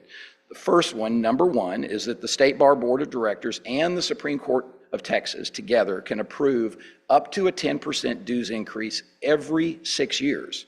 But the Texas Government Code limits that increase to 10%. So 10%, no more often than every 6 years. And the second way, if an additional dues increase is needed, a referendum can be held, and that will need to be passed by the members of the State Bar of Texas and approved by the board and by the Supreme Court of Texas. So those are the 2 ways. Currently, if the State Bar raised dues by 10% every 6 years, as allowed by statute, that amount would not be sufficient to meet the long-term needs of the bar, as displayed in this graphic. It would not keep pace with the inflation rate of about 16% during that same period. The slide that you're looking at represents that graphically. The red line represents projected expenditures at the inflation rate. The blue line represents projected revenues keeping dues at the current level. That's the bottom line. And the pink or purple line, because it's somewhere in between, represents adjusted revenues if dues were raised by 10% every 6th year, as allowed by the Texas Government Code. Based on our projections, even if the bar were to raise dues by 10% every 6th year, the revenues still would not be sufficient to keep pace with the expected expenditures due to inflation. However, it's important that the State Bar utilize this 10% dues increase with a board and a court vote as a first step, to take that first step as permitted by the government code in order to address the projected deficits of the State Bar that it is currently experiencing. This will ensure that funds are available for the budget cycle next year, at the 2025-2026 budget cycle. So, after careful consideration, the Budget Committee is recommending that the bar first raise dues by 10% and then adopt a long-term plan to address the necessity, timing, and amount of any additional dues increase, since that will require a referendum of the bar membership. After much discussion and deliberation, the Budget Committee voted on February 6 to recommend that the board approve a 10% dues increase, which will take effect during the 2025-26 budget cycle next year. The new dues rates per member are included in your packet and are presented here. The new proposed rates are all rounded down to the nearest whole dollar. With a 10% dues increase, members licensed over 5 years will have a $23 increase. Those licensed between 4 to 5 years will have a $14 increase, and lawyers licensed under 3 years will have an increase of $6. And lastly, member dues for inactive attorneys would be increased by $5. So, action item number 2. At this time, I move on behalf of the Budget Committee that the board approve an adjustment of the fee structure for membership of the State Bar of Texas beginning on June 1st, 2025, for presentation to the Supreme Court of Texas for approval. Specifically, the proposed amendment that I'm bringing to you has a fee structure for the membership of the State Bar of Texas beginning on June 1, 2025, as follows. For lawyers, including non-residents licensed in the state of Texas, less than 3 years, that would be $74. From 3 to 5 years, $162. For over 5 years, $258. For those inactive, $55, bless you. And for those over 70 years of age, the fee will remain $0. Included in your packet materials are a document entitled Dues Increase FAQs. The FAQs provide a high-level summary of the proposed dues increase that the directors may use when communicating this topic to others. And so, Ken and Wooten, I so move. Thank you very much. Coming from a committee, no second is needed. Do we have any discussion? Director Mater. 1991, watching Steve Urkel on TV, playing Super Mario Brothers. I was literally in 5th grade. One of the things that I wanted to say, and I wanted to make sure I reiterate it and say it in front of everybody, is this. I've been very impressed and proud regarding the fiscal responsibility of our Bar Association for such a long period of time. What they're asking for and what they're saying that we need to do here is make a smart, fiscal, responsible decision again here regarding what we can do for the future of this bar. The research, the analysis, I love the public feedback. The person that sent that email that explicitly talked about what is going on in the California bar as compared to the state bar and the resources, everything else that comes with that, that was simply phenomenal and a good juxtaposition of about how important this bar has served its members time and time again. I think this is a great decision. I think it's an important decision. People aren't judged when things are easy. They're judged when things are hard. And I think in this instance right there, I'm proud of this board, this association, for making the decision to support this initiative. Great work. Thank you very much, Director Mater. Any further discussion? All those in favor say aye. Aye. All those opposed say nay. It passes unanimously. Thank you, Chair Wooten. And merci, Director Mathieu.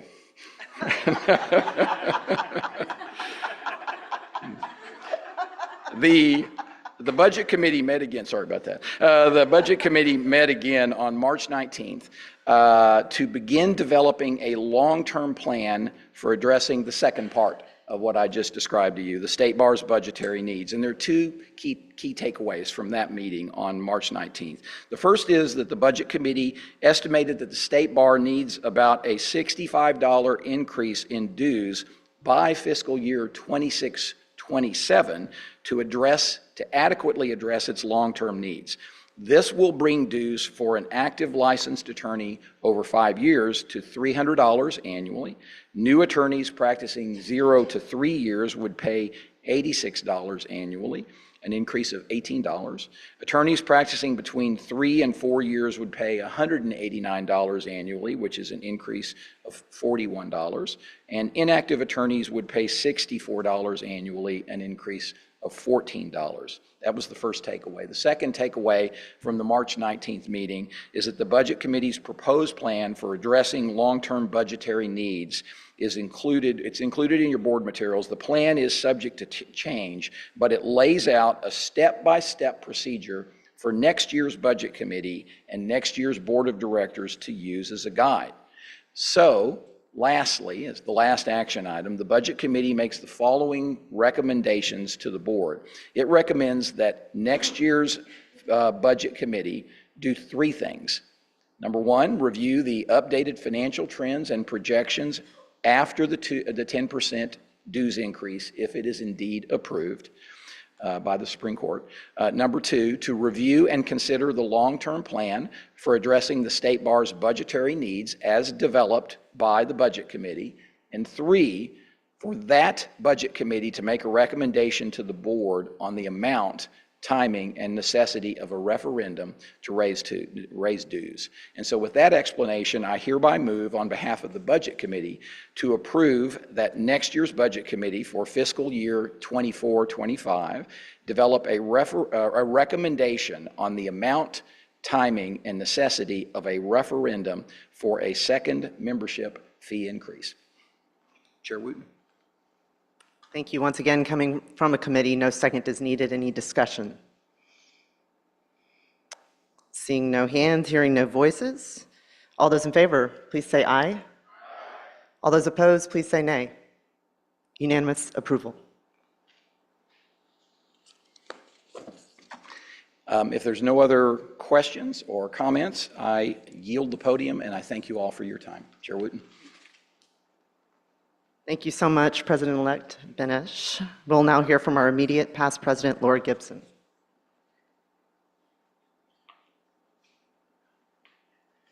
Good morning. Since our last meeting in San Antonio in April, I have had limited activity representing the State Bar of Texas. I attended the Western States Bar Conference. I attended ABA Days in Washington, D.C., and I want to take a moment to recognize Harriet Myers, who hates to be recognized, but she's the chair of the Texas Access to Justice Committee, or Commission, and Texas in D.C. is a rock star because of Harriet Myers. She leads access to justice across the country. She may be small in size, but she is fierce and mighty and in power, and she refuses to give up on legislators and senators who will not see her way. So watch out if you ever cross Harriet Myers. And we are so privileged because everyone sees us. Her reputation opens doors for us and allows us to do the good work for the Legal Services Corporation. So it was a privilege to be there. Last year, we weren't quite as welcomely accepted, and this year, she has made sure everyone knows how important it is to provide our citizens and the people across the country a fundamental right to justice. So thank you, Harriet.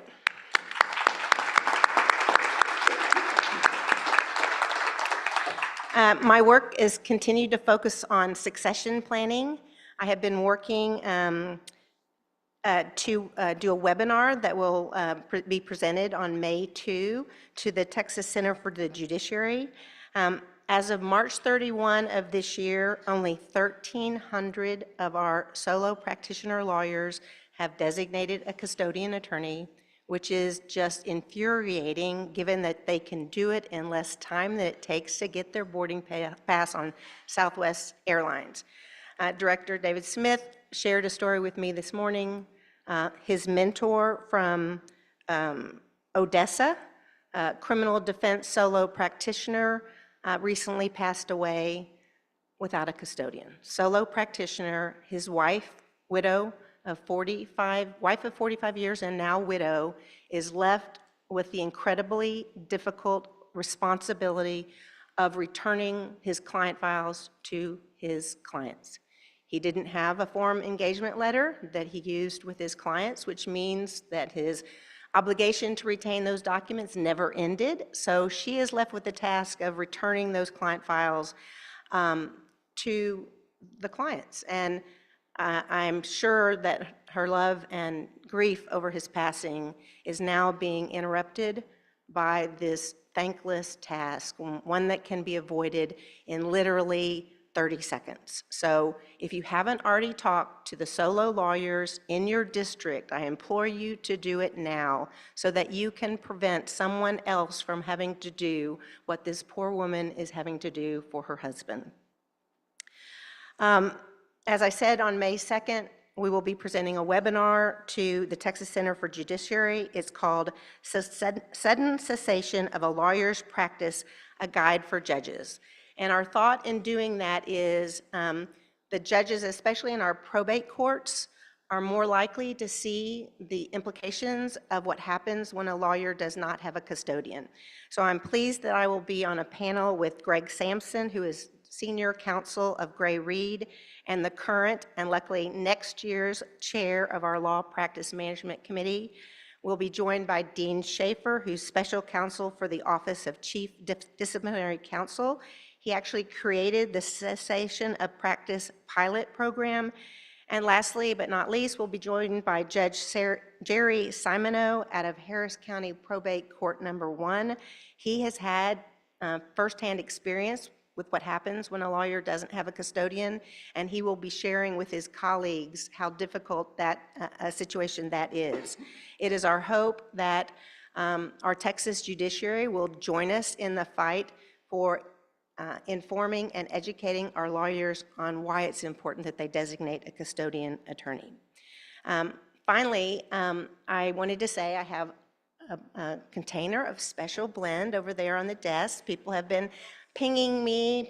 It's harder to make, not because it's a difficult recipe, but you have to go get the spices. So I didn't ask you to bring your jars, so I brought Ziploc bags. If you will email me, I will know how many people want Special Blend, and I will divide it evenly so you have your Special Blend. And then finally, at the annual meeting, if you will bring your jars, I will refill one last time. I'm gone after this year. You'll have to track me down to get your Special Blend. So bring your jar with the help of Liz Cantu and her incredibly talented daughter. I now have Special Blend labels that I can affix to your jar rather than those really sloppy SBs. And everybody in your family is like, what is this jar of SB, right?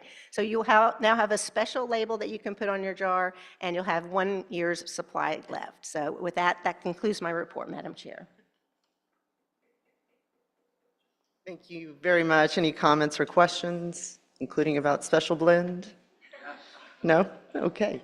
We'll now hear from immediate past chair Chad Baruch with the nominations and elections report.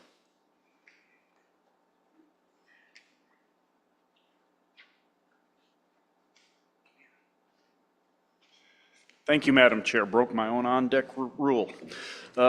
State bar elections for president-elect and district director began on April 1st. As you all know, our candidates are Denise Schofield of Houston, Santos Vargas of San Antonio. They've been campaigning very hard all over the state. There are no petition candidates. To help them get their messages out, there have been a number of different means the bar has used. The candidates created 2 videos, 2 written messages that have gone to the membership. These materials also will be shared on social media and the State Bar website. State Bar conducted a candidate forum with the candidates on March 26th through Zoom. That presentation is available on YouTube and the State Bar elections page at texasbar.com/elections. Featured information on the candidates in the April issue of the Bar Journal and April episode of the State Bar of Texas podcast. Done a number of other things to try to get the word out. Of course, there also are 10 district director positions up for election. The chart of those positions is in your meeting material. None of those races are contested. Staff continues to monitor the daily returns as they come in. As of yesterday, 13,649 attorneys have voted. That is 12% of our attorney population that received a ballot. There's still plenty of time left to vote. First of all, if anyone in this room hasn't voted, for heaven's sake, help us out a little bit here, people, okay? And do what you can to encourage those around you to vote. Obviously, those numbers are not encouraging when we talk to the legislature and the court and other groups. So let's do everything we can to nudge that number up. The election ends on April 30, and results will be released that night. Attorneys can vote by e-ballot, paper ballot, or going through the State Bar homepage. If you do want to vote and you intend to do it by mail, get it in, because the U.S. Postal Service is a little slower than it used to be, as we all know. Otherwise, I would say that your best bet is to vote online. Okay, the committee has been examining this year the nominations process and the current length of the campaign period for president-elect candidates. To give you just a little bit of history, before 2018, the timing of this all was different. The board used to select the president candidates at its January meeting rather than its September meeting, and candidates then would campaign from that point until the election began in April. So it was a much shorter campaign period, and back then, you knew that if you took this task on, it was going to be very, very difficult, but for an abbreviated period of time. It wasn't nearly the commitment that it is now. The board also changed the nominations process, obviously, to select its candidates at the September board meeting so that all candidates would begin campaigning at roughly the same time. There was a concern, obviously, that petition candidates had a several-month head start on campaigning due to the old campaign schedule. While this leveled the playing field in certain respects, it created the extended campaign period we now have today. The current process requires the committee to begin working on nominations in June. The first meeting in that process, actually under the present schedule, occurs at annual meeting, as we are just bringing on a new bar president. The board then approves. We conduct interviews in August. The board approves in September, and the candidates campaign from September until the end of April. That is a 7-month commitment to run for state bar president. We have heard a great deal of feedback from across the board that campaign period simply is too long. We have heard from our constituents that it feels like there simply is never a time that there is not a presidential campaign occurring. We swear in one president, and 3 weeks later it seems like they have a candidate walking through their offices. This has negative consequences in a number of ways. Obviously, it oversaturates the membership with campaigns. It burdens our candidates with spending 7 months of their time campaigning. And many people who may wish to be candidates would be scared off by that commitment. And also, it's a tremendous burden, as you can imagine, to the State Bar staff, who are constantly engaged in this process with no break to focus on other matters. The Nominations and Elections Committee has been considering this issue for some time. We met again on March 19 to consider a solution. The committee has decided to recommend that the nomination schedule be amended so the board will approve the 2 candidates at the January board meeting. The candidates then would begin their campaign from the January board meeting until the end of the election in April in every election cycle. This approach will take us back to how we did it before the 2018 changes and will significantly reduce the length of a campaign to 3 months. Obviously, if we have a petition candidate, there is the potential for a several-month head start, but there are a number of factors that alleviate the situation we saw before 2018, including a trigger date for petition candidates. In other words, they can't be gathering signatures for a year ahead of time, and they have to be dated after a certain date. So we feel like the benefits certainly outweigh any risks that might occur.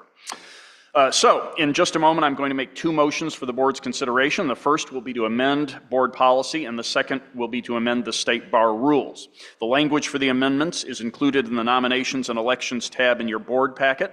Both of these amendments are very similar in that they simply change when the board nominates its 2 candidates for president-elect, which we are proposing now to be in January. If the board approves these amendments, we will still have to submit the State Bar rules proposal to the Texas Supreme Court for consideration, but our understanding and expectation is that they share all of the same concerns I have just expressed. So, on behalf of the Nominations and Elections Subcommittee, I move that the board approve amendments to the State Bar Board Policy Manual pertaining to the nominations process for president-elect candidates. Coming from a committee, no second is required. Any discussion? Yes, Director Stelly.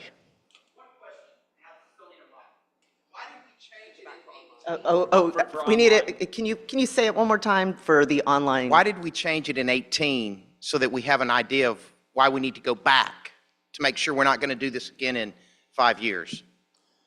Under the former rules, a petition candidate could begin gathering, there was no limit on when the petition candidate could begin gathering signatures. So there was not just a concern, but what happened in 2017 was that a petition candidate had a head start on campaigning of months and months and months before we had any candidates. And so it was moved back to try and level that playing field. We now have rules in place governing when a petition candidate can start gathering signatures, and we feel that is a sufficient leveling of the playing field to move back to January. Does that answer your question, Director Stelly? Just give me the thumbs up. Yes, thank you. Got a thumbs up and a hook 'em. Any further discussion? All right, all those in favor say aye. All those opposed say nay. Unanimous approval. On behalf of the Nominations and Elections Subcommittee, I move that the board approve proposed amendments to the State Bar rules pertaining to the nominations process for president-elect candidates. Coming from a committee, no second is required. Any discussion? All those in favor say aye. All those opposed say nay. Unanimous approval. That concludes our report. Thank you. Thank you very much. We are going to take a 10-minute comfort break. It's 10:43 now. We'll be back at 10:53. Thank you.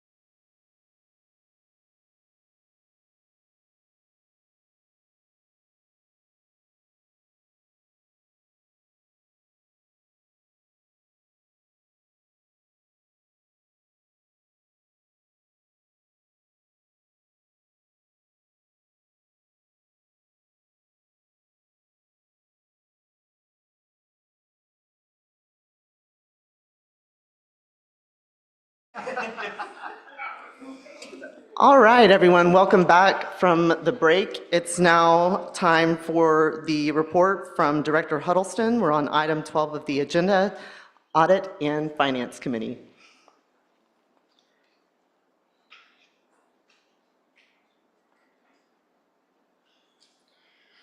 Thank you so much, Madam Chair, and time for everybody's favorite presentation that I know everybody reviewed the 120 pages in our board materials, right?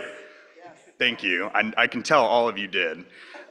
Okay, so before I jump in, I just want to thank the Audit and Finance Committee, and I wanted to name them because this group is very engaged during our meetings, and I very much appreciate the perspective and care that they put whenever we have our meetings.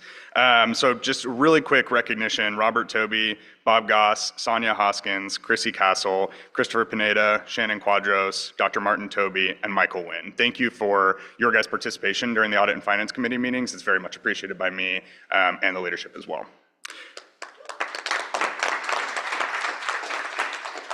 So again, before I jump in, I want to reground this group on a couple of things that I think are maybe not second nature to everybody here, and that's particularly kind of what a year-ended financial statement is.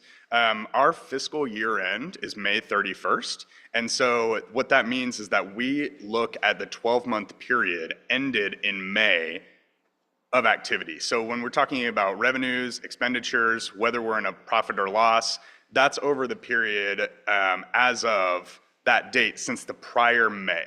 So today we'll be talking about the 9 months ended. So from May 2023 to February, that's the time period of operations that we're looking at here. And I think that's an important distinction that people understand so that they can understand, hey, this is not necessarily a cumulative thing. It's over a certain period of time. And anytime you see reference to a fiscal year, that's in reference to ending in May, if that makes sense. So I wanted to just ground everybody on that real quickly. If we want to, okay, here we go. This is great.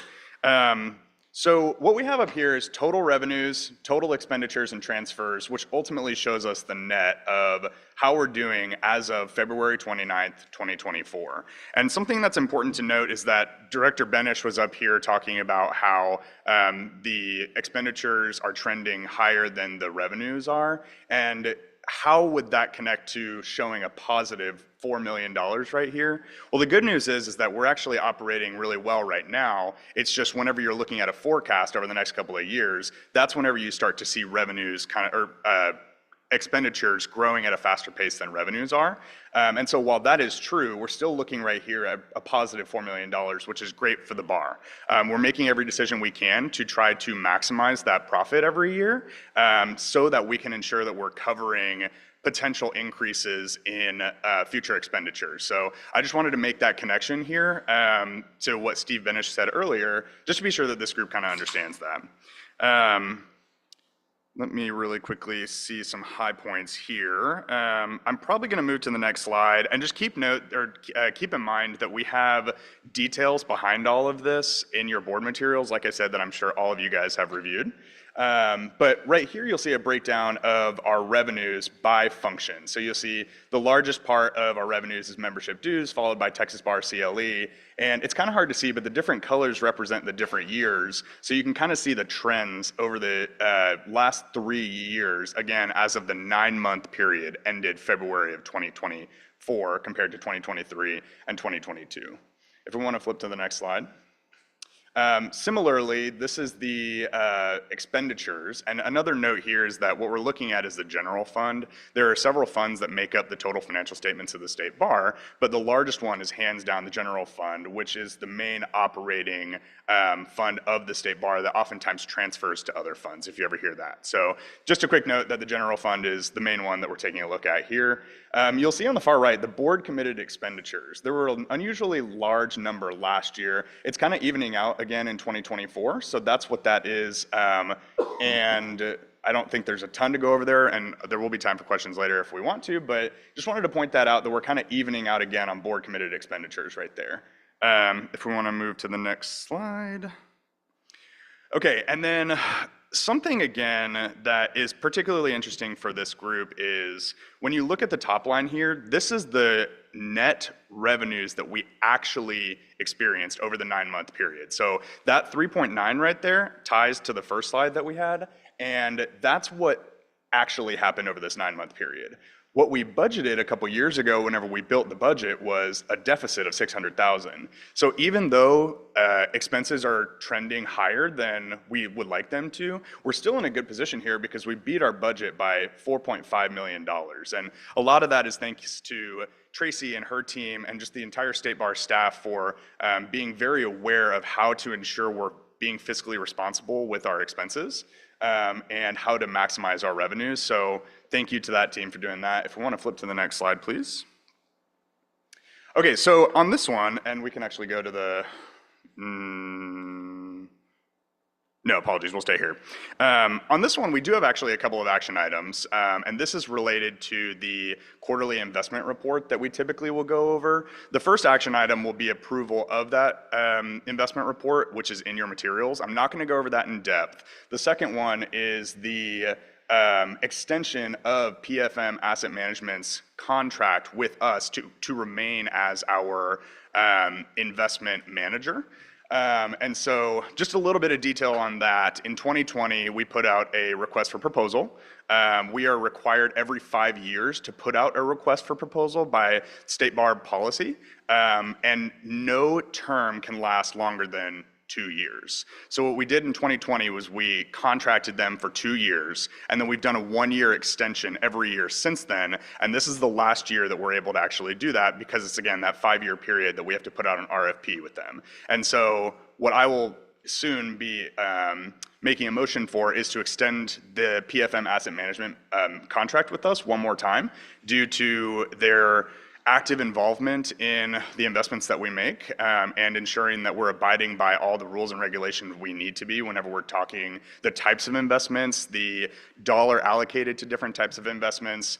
We've been very happy with them. And so just know that the committee has kind of talked in depth about that. We're very happy with their services and we would like to extend by 1 more year. And we will be putting out an RFP in, I believe, May. Tracy, I think, is around here somewhere, but I think we'll be putting out an RFP in May. So with that in mind, I would like to make a motion on behalf of the Audit and Finance Committee first to approve the February 29th, 2024 quarterly investment report, and then we'll move on to the next one after that.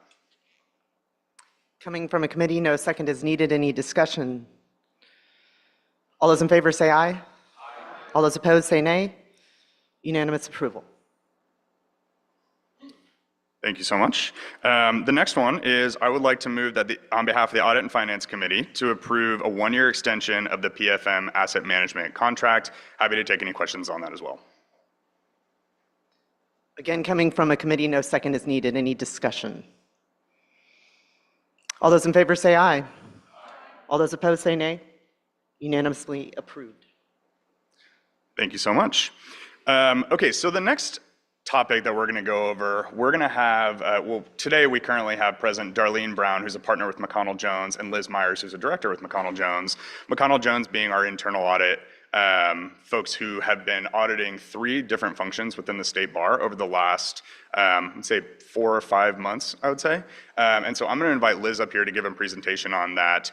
There is going to be an action item after this to approve the internal audit reports that Liz is going to take us through. So please be prepared to have any questions that I will answer at the end. Go ahead. Hello, everyone. How are you doing? Good. So here I am to review with you the results of the 3 audits that we performed this year.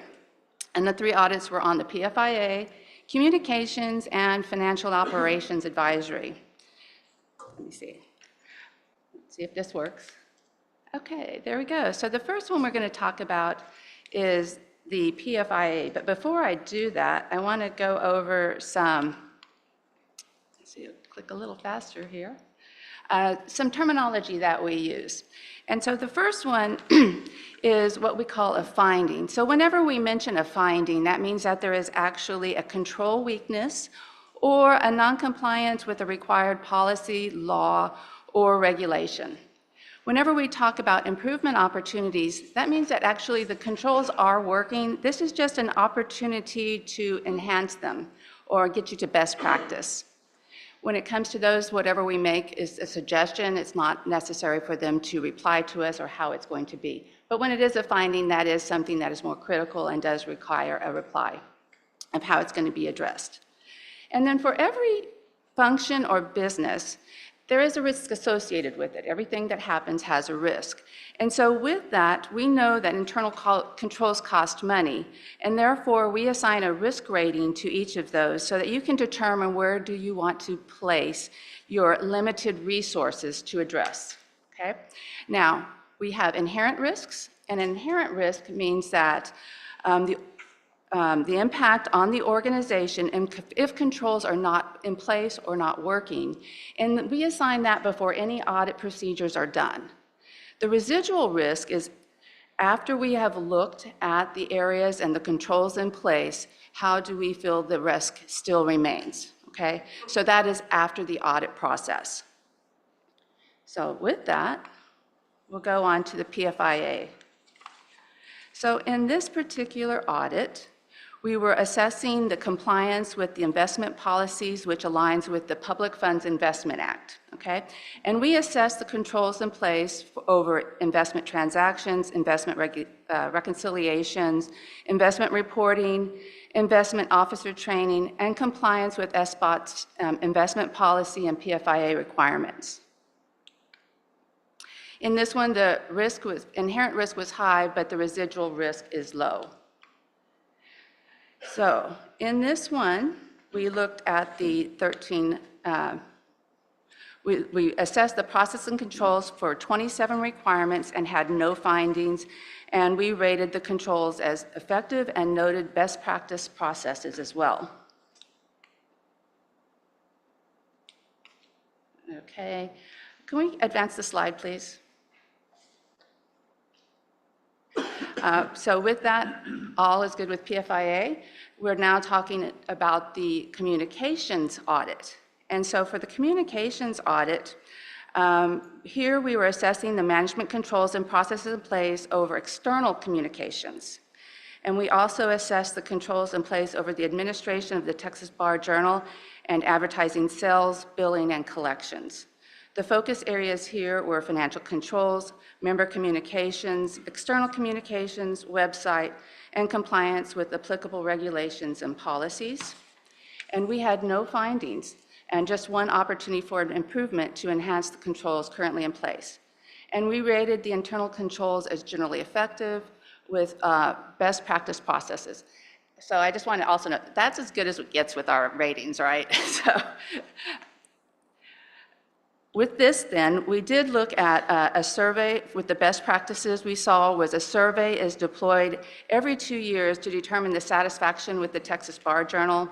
A formal committee is in place to determine the Texas Bar Journal content at least once a year in advance. And active monitoring is of external communications that note the State Bar on social media, TV, websites, and printed communication is also occurring. With regards to the communications division, we felt that after the controls were assessed, the inherent risk rating here was the inherent risk was high and the residual risk was low. And we looked at audit procedures to answer 7 questions, including, are there sound financial controls over the administration of the Texas Bar Journal and website advertising sales? Does the Communications Division have a process to review all published communications for accuracy and content prior to distribution? Does the Communication Division comply with all applicable regulations regarding its required communication to members and the public? And does SBOT's external communications convey the organization's objectives and value to its members and the public?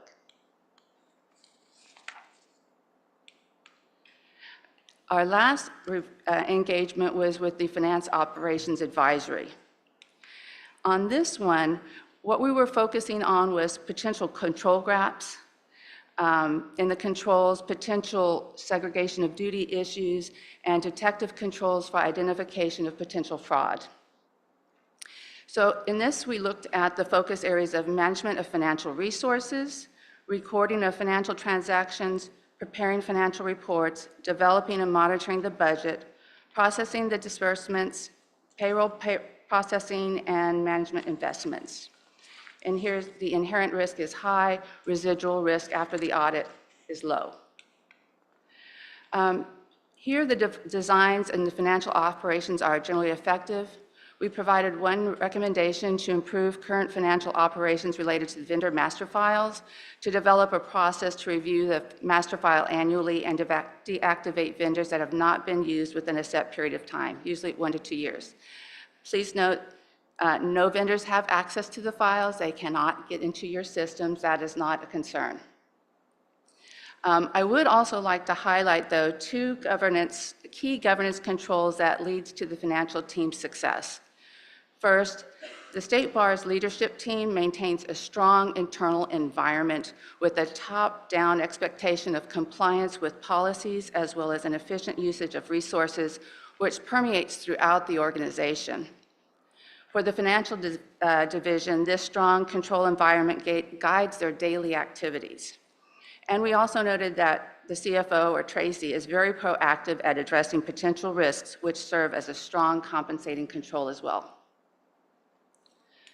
We noted the following best practices: changes to the banking information for vendors who are paid by electronic funds transfer, and the budgeting process considers input from each department and allows SBOT to budget revenue realistically and expenses conservatively.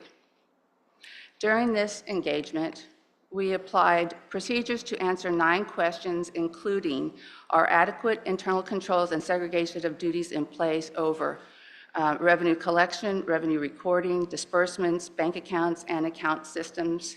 And does the budgeting process ensure reasonable assurance that anticipated expenditures do not exceed revenue generated? And are staff ensuring compliance with the applicable financial-related policies? So this concludes my report. I'm happy to answer any questions you may have. Okay, is this time for my picture? My standing ovation? Thank you, thank you. Thank you for your support.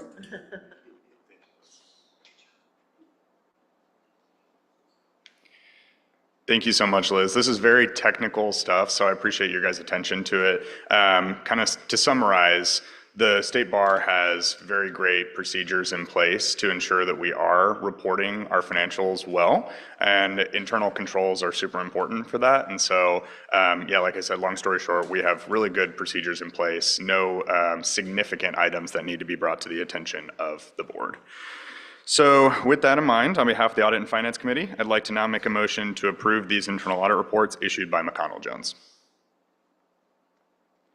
Coming from a committee, no second is needed. Any discussion? All those in favor say aye. Aye. All those opposed say nay. Approved unanimously. Thanks for bearing with me. That concludes my report.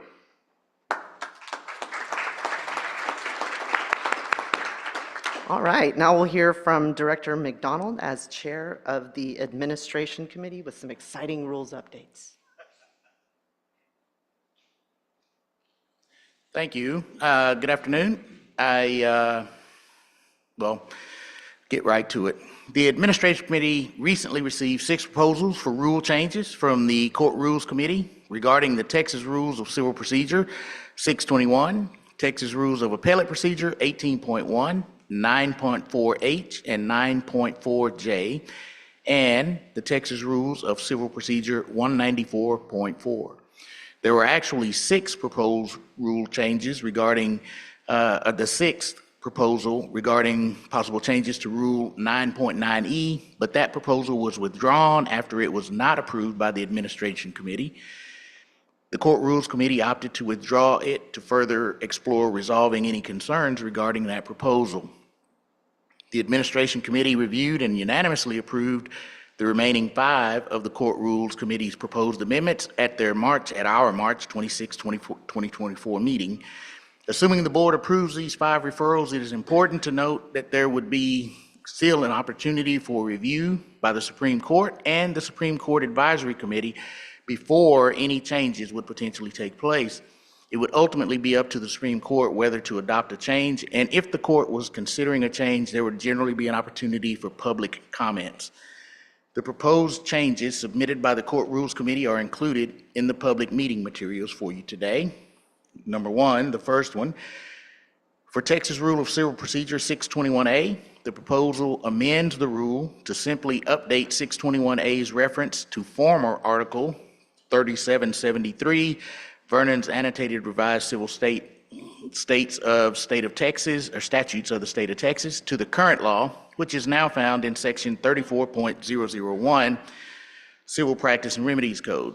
Additionally, Rule 621A references former Texas Rules of Appellate Procedure 47 and 49, both of which were merged into the current Texas Rule of Appellate Procedure 24. These amendments serve to update the references. As noted earlier, the Administration Committee and the Executive Committee unanimously voted to recommend approval of the modifications and found the change to be sensible and without any controversy. Therefore, I move that the Board of Directors approve the referral of the Court Rules Committee's proposed amendments to Texas Rule of Civil Procedure 621A to the Supreme Court of Texas for consideration. Coming from a committee, no second is needed. Any discussion? All those in favor say aye. Aye. All those opposed say nay. Approved. Thank you. Texas Rule of Appellate Procedure 18.1A currently provides when a court of appeals must issue its mandate.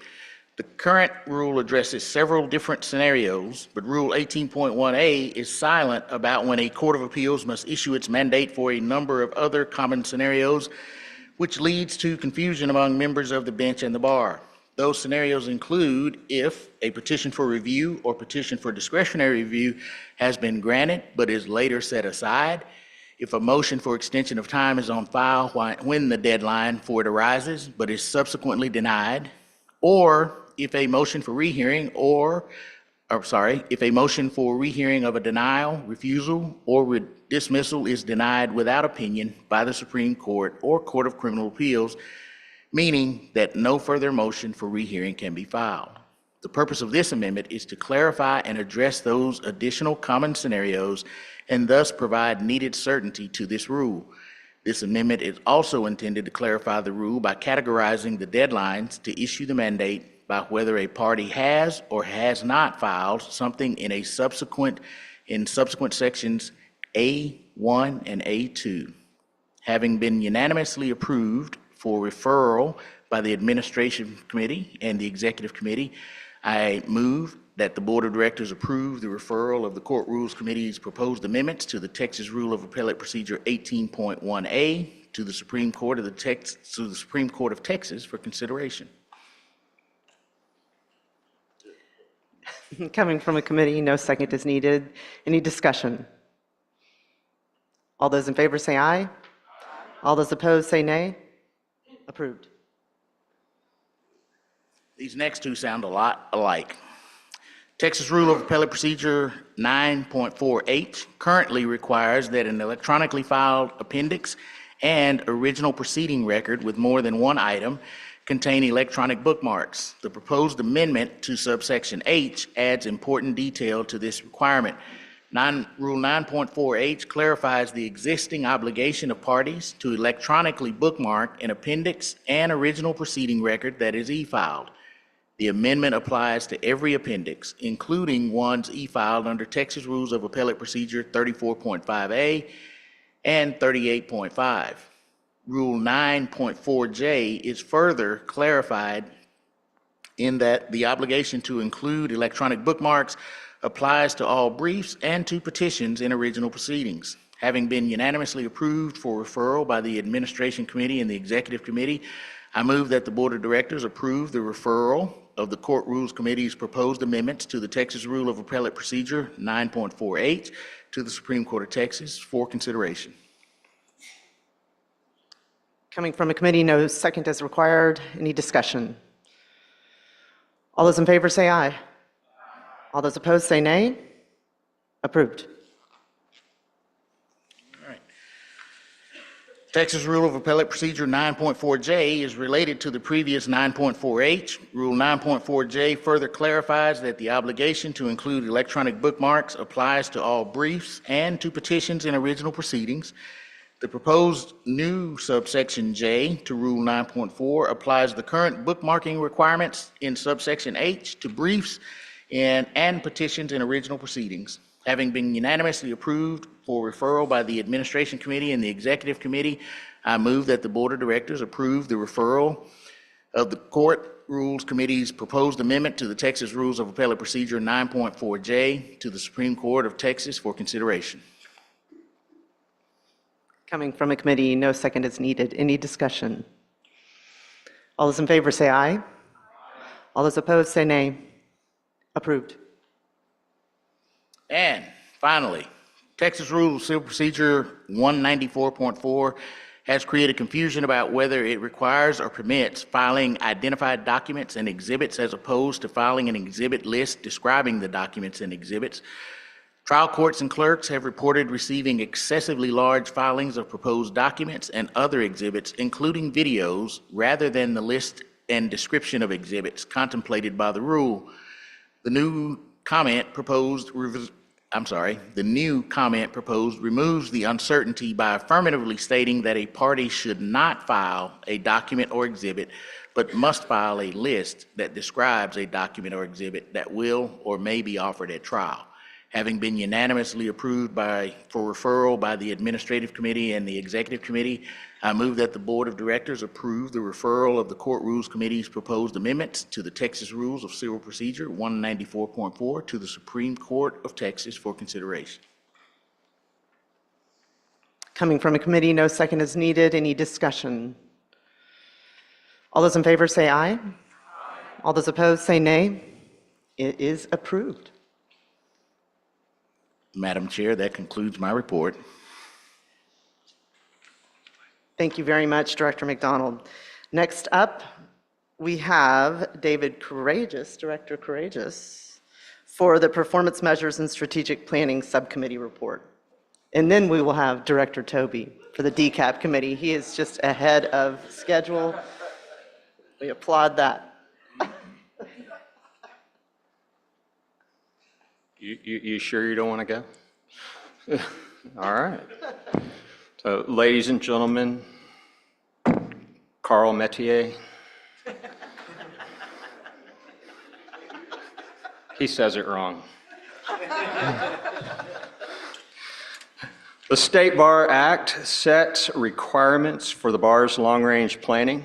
It requires the State Bar to develop a comprehensive long-range strategic plan for its operations, covering 5 fiscal years, beginning with the next odd-number fiscal year.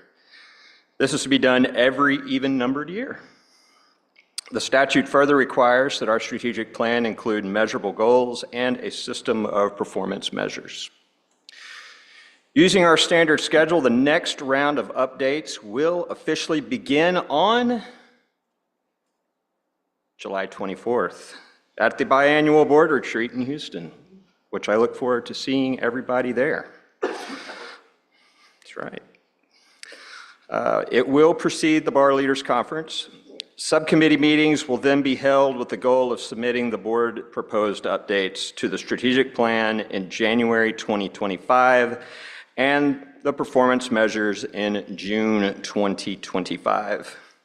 As we begin this process, we are fortunate once again to have the assistance of Elizabeth Derrico of Elizabeth Derrico and Associates, who has worked with the State Bar on strategic planning in recent years. She has been helping us prepare for the board retreat through surveys and meetings with stakeholders, and will also facilitate our strategic planning session on site at our retreat in Houston. When you receive a copy of the survey or an interview request, please take the opportunity to provide your input. Your participation will help the subcommittee shape our areas of focus during the retreat. The subcommittee kicked off the planning process with a very productive meeting on April 10th. where we gave special shout out to Judge Baylor Wortham, where we discussed how to fine-tune our strategic planning. That was for one person in this room. You're welcome. We also discussed ways to improve the process by which the performance measures data are shared with the board. I look forward to continuing these discussions held with the board this July. Thank you all very much. Thank you very much. Any questions or comments from directors about that report? Okay, without further ado, we welcome Director Tobey, Chair of the DCAP Subcommittee, for a report. Thank you, Madam Chair. Let me see a show of hands. Everybody here is aware that there's a state bar referendum going on right now? And how many of y'all have voted in that referendum? Well, that's a relief. I was in this room yesterday talking about the proposed rule changes, and I asked those questions to about 40 people in here. And when I asked who was aware that there's a referendum going on, maybe 15 hands went up out of 40. And then I asked how many voted, and maybe 8 hands went up. So we're working hard, and I want to thank everybody in this room for their efforts in getting the word out and participating in a lot of the CLEs that we have been doing statewide. We've done more than 40 already. But obviously, our work is not done, or not even close to done. We've got to do more to try to get people interested in what we do. And that starts with voting in these elections for president-elect and district directors and these rules changes, which are obviously very important. So do what you can. There's materials on the website under the board portal that have talking points for us as directors.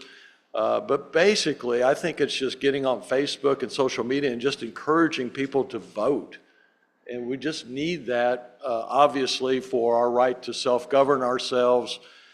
People look to see how many people vote, and we're not doing a good job of making that happen. So that's the big part of this report.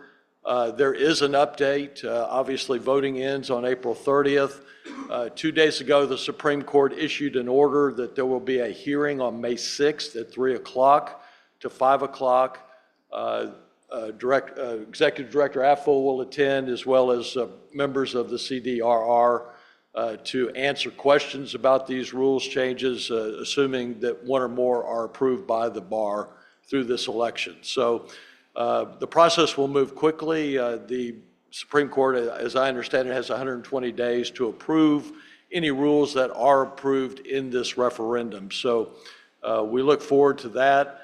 And I did, on a positive note, when I gave the presentation yesterday, I had 3 or 4 people come up to me afterwards and said, God, I really want to thank you for doing that. I had no idea this was going on. And it's like, well, gosh, you must not read anything, because we're inundating people's inboxes with stuff. But they were appreciative, and I think people, when you tell them what's going on, will be appreciative, and they'll understand, for example, how to change firms more easily. One of the rules is a brand new rule that allows lawyers to change firms and not have the same disqualifying conflicts that we presently have. And conflicts with former clients and things of that nature. When you explain that to people, they're like, oh, well, good. That would make my life a lot better. So please get the word out. Let's make this last 11 days successful, and let's do what we can to make sure our right to self-regulate ourselves is not jeopardized. Thank you. That concludes my report.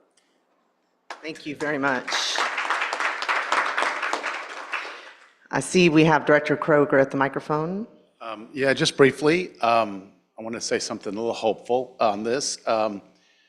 The Office of the General Counsel of Baker Botts, my firm, looked at all of these amendments and wrote up a memo that was sent to every lawyer in our offices explaining why they were in the firm's interest to vote in favor of them and encouraging them to do so. And I would submit that each of our firms, and maybe some that are not represented on this board, we might reach out to their general counsels and encourage them to do the same thing, because I think there's strong business reasons for wanting to see that these rules pass. Thank you very much, Director Kroger. Thank you. Yes, Director Hill. Thank you, Madam Chair. I wanted to volunteer for any other directors that are interested in sending out a letter or a notice to people. A couple of the bar associations that I'm on the board for, we sent out a update to all of our members this week that explained what the rules referenda was and gave links to where to look at the different rule votes and where to check that information for yourself, and encourage all of our members to vote. So I have a form that I kind of came up with. So if anybody wants that, I'm happy to shoot it around. So just send me an email to my state bar email, and I will respond with a copy and paste of that so people don't have to reinvent the wheel. Thank you very much, Director Hill. Any further questions or comments? Okay, that takes us to agenda item 14B, Director Naylor, giving us the report for the Client Security Fund Subcommittee. Thank you. Thank you. Hello. The Client Security Fund Subcommittee met on 2 separate occasions. The first was March the 27th, and the second was April the 16th of 2024. During the March meeting, the subcommittee reviewed 15 cases. We approved none, and no money was dispersed.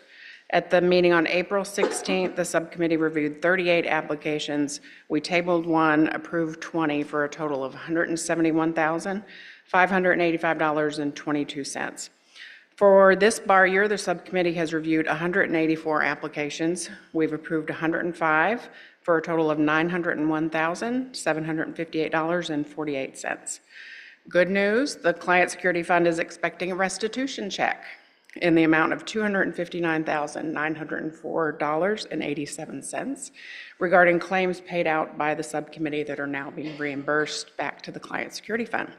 I wanted to thank the members of my subcommittee and Claire Reynolds. We've had a lot of applications to go over this year.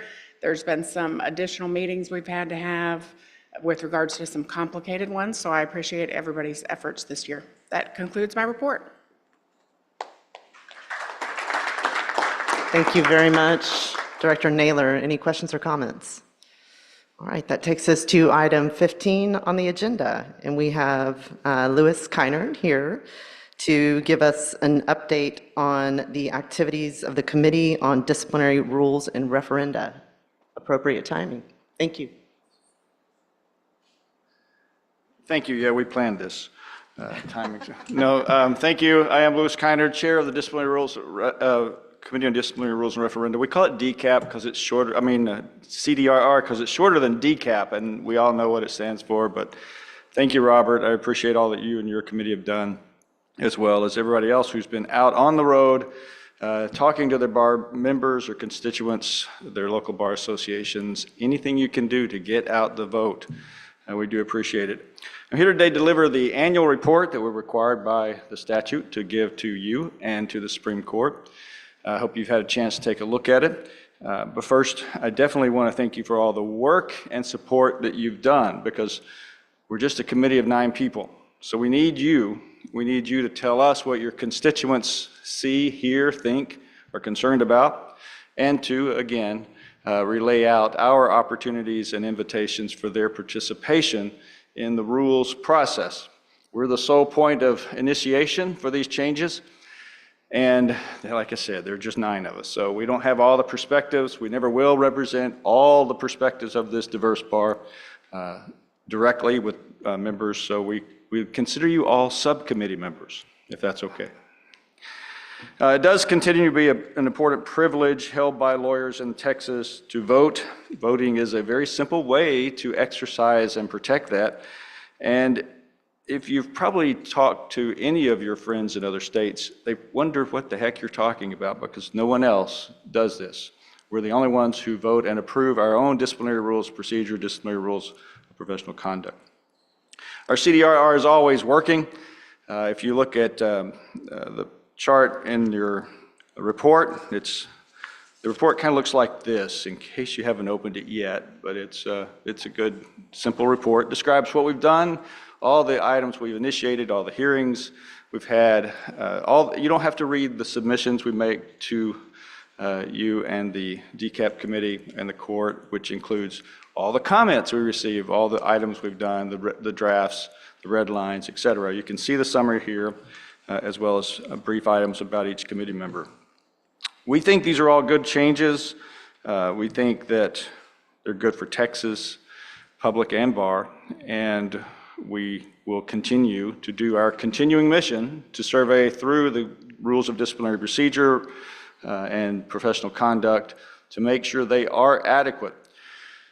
But I will say I did get a comment recently from an attorney, a question really, that said, we just changed the rules in 21. Why are we doing it again so soon? You know, did y'all do something wrong? You fixed it? I said, no, we just did 8 in 2021. And that was the first time in 10 years that it had been a change, or actually more than that, it had been 10 years for a vote, but more than that for a change. I think the practice of law has changed a little bit in that time period, if I may be so bold. And since 2019 especially, you know the changes in our practice, our profession, our whole world has made a difference. So these rules are an effort to keep up. We are still in Texas, for the most part, catching up to what other states are doing. If you may have listened to some of the presentations, I think we're one of the last 5 states on one of the rules to actually adopt one, the prospective client rule. We kind of need to catch up so we can start leading again, is my attitude. So again, we think that the attitude of let's don't ever change the rules again is a little old, outdated, and if we take these in small doses, regular intervals, they become sort of a part of our habit of that self-governance privilege, and the responsibility goes with it. It just becomes routine. So I hope that the apathy isn't because they're all so confident that everything's perfect and nothing it needs to be questioned. We really like the show of support for those yes votes, and that we really can get the last, 11 days, you said, get the vote out and get your help. So I appreciate it again. Thank you very much.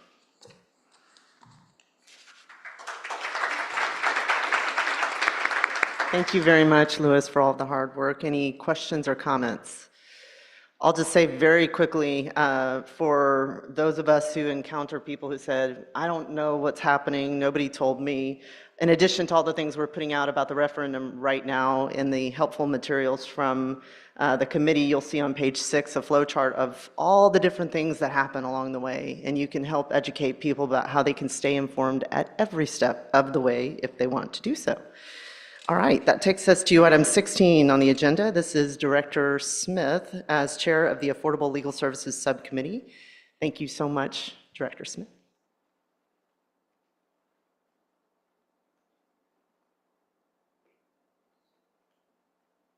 Thank you, Chair Wooten. I just want to say thanks to the members of the committee. We've got Brandy Voss, Bob Goss, Chris Popov, and Rocky Asrani from out of state.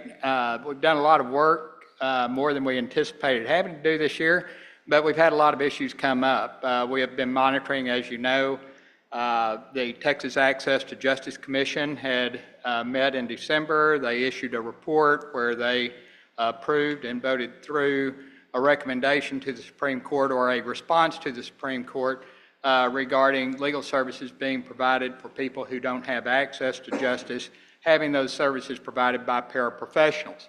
The other aspect of that was non-lawyer ownership of legal services entities. The Texas Access to Justice Commission did not vote to forward that on or to recommend that to the Supreme Court. And as of now, it is in the Supreme Court's bailiwick as to what's going to happen with that. Since our January meeting, we haven't heard what's going to happen, but we have been collecting information from affected groups, those in the State Bar, section members, section leaders, group members. Everybody's been providing us input, and the committee's been taking a look at that. And if your constituents or the members of the bar come up to you and ask what's happening on this, let them know. We are looking at it. We are looking at ways to assist the Supreme Court once it decides which direction it's going to go, and we want to be there to help. The committee met on April the 15th, and we had a couple of other items that we needed to talk about in addition to the Access to Justice Commission report. The thing that we were looking at primarily were prosecutor guidelines that were recommended up from that came from the Standing Committee on Legal Services, Affordable Legal Services and Criminal Matters. There were some prosecutor guidelines that were recommended from this group. When we got those at the committee, we asked for prosecutor input to give us some ideas about the efficacy of these guidelines. We received that input. That input was largely negative. We looked at in the meeting, we looked at the guidelines. We looked at potential conflicts with what's happening in our referendum. As you know, we have a disciplinary rule 4.3, which could be in conflict with what the guidelines were providing. And for that reason, the committee voted not to recommend publication of the prosecutor guidelines to the board of directors, so there will not be an action item on that. We also, in the course of our meeting, discussed alternatives, because one of the things, alternatives to making legal services more available to people throughout the state of Texas. Justice Hecht, in the December meeting of the Texas Access to Justice Commission, did ask for input on alternatives. And so we talked about some alternatives. One alternative that was talked about was to centralize the legal services that are being currently made available through various organizations through the state. That's kind of a patchwork system. We were thinking if there could be a way to centralize that, where there would be a central office, kind of like the Lauriel Referral Information Systems, that would be a great benefit to people who need legal services, and it would help those service entities get those services to the people who need them.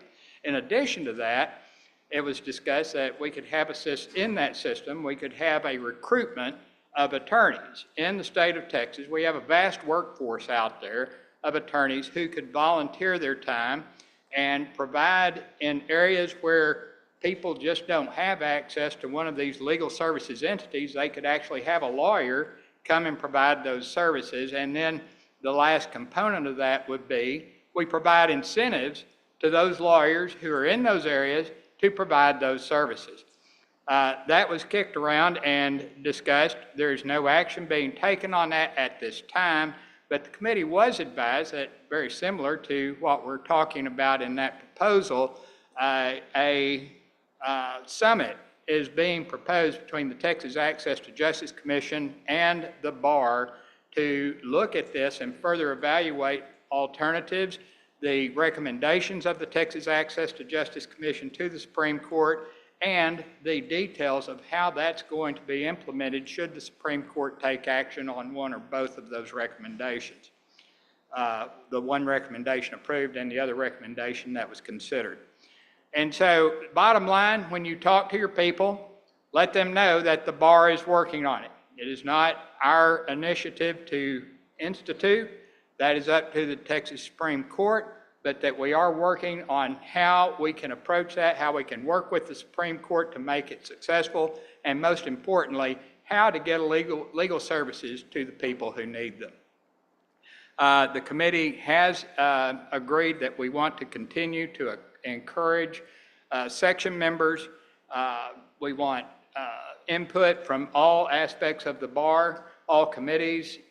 Have that input if you have concerns, and there has been a lot. There's been a lot of interest expressed by various components of the bar. We want to keep hearing about that. So send it to me, send it to one of the committee members. Let us know their thoughts so that we can have that when the opportunity is ripe. We can have that discussion with the Texas Access to Justice Commission. Ms. Myers, I still can't call you Harriet. I know you asked me to, but out of due respect, you're a legend, so we will be discussing that with the TAC, Texas Access to Justice Commission, the Supreme Court, and carrying those thoughts forward. Last thing I would like to say is that throughout this process, I have relied a lot on this guy sitting over here, Chris Ritter. Probably annoyed him a lot, but he keeps us all from saying things that are stupid, and he's grading our papers and doing all of that on top of a workload that that is just tremendous. He has got a great burden in dealing with all the issues that have come up with the recent Supreme Court decisions. And I mean, along with the entire staff of our bar, he's just another jewel in that crown that we are so lucky to have them. And so I say thank you, staff. Thank you, Chris.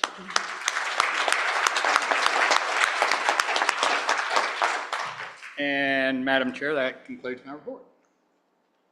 Thank you very much, Director Smith. Any comments or questions?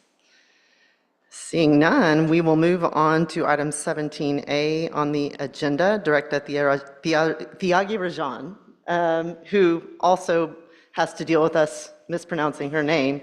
And I hope that you will say it once the way it should be said at the mic here for all of us. Happy to do so. Hi, I'm Radha Thiagarajan. I'm here to provide the report on the board PDP subcommittee. And I want to thank Hetty Bauer, who's been really instrumental in helping me and making sure I know what I'm supposed to say and what's going on. And we did meet jointly, the PDP subcommittee met jointly with the CLE committee on April 3rd to discuss CLE programs and publications. We had a lot of really insightful contributions from the committee. Everybody had a lot of ideas. And some of the new programs the Texas Bar CLE has added to this year, to its curriculum, is becoming a family trial lawyer, handling your first guardianship case, handling your first elder law case, emerging issues in sports law, and Corporate Transparency Act crash course. As for the February 2024 financial statements, Texas Bar CLE has demonstrated strong financial performance. They've exceeded their net revenue target for the fiscal year, and the reports show they have a 9% surplus in revenue and a 9% reduction in expenses. So that's something that they should be commended for. This is attributable to several factors.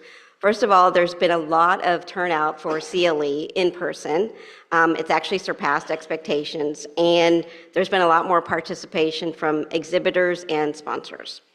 In addition, we've had really great online sales, and they've been very instrumental in converting poorly performing video courses and live courses to instead doing webcasts, and that saves in hotel and travel expenses. In addition, I don't know if a lot of you have used the CLE that's online with the State Bar. It's called FastCase. And FastCase has a new negative citator tool, CERT, and I think it's similar to Shepardizing. Well, it tells you if a case has unfavorable precedent. And so that's a new initiative that they've launched. In addition, Texas Bar Books has a new all-access subscription service for online practice manuals. And right now we have 7 practice manuals and an online criminal pattern jury charge. So in the short time that they've offered this service, in which you can access all the practice manuals, they've actually resulted in having additional $60,000 in revenue just from the short time that it's been open. And then in addition, there's going to be new editions of the Texas Family Law Practice Manual and the Texas Probate System, in addition to the Texas Real Estate Forms Manual. So all of those will be released this summer. And then finally, the Law Practice Management Program and the Law Practice Management Committee have created a short program on succession planning that they have presented to several local bar associations throughout the state. And it covers things such as ethical duties and planning for cessation of your practice, and resources available through the State Bar to make succession planning easier. And so if you have any interest in that, please contact the program at lpm@texasbar.com. And that concludes my report. Thank you.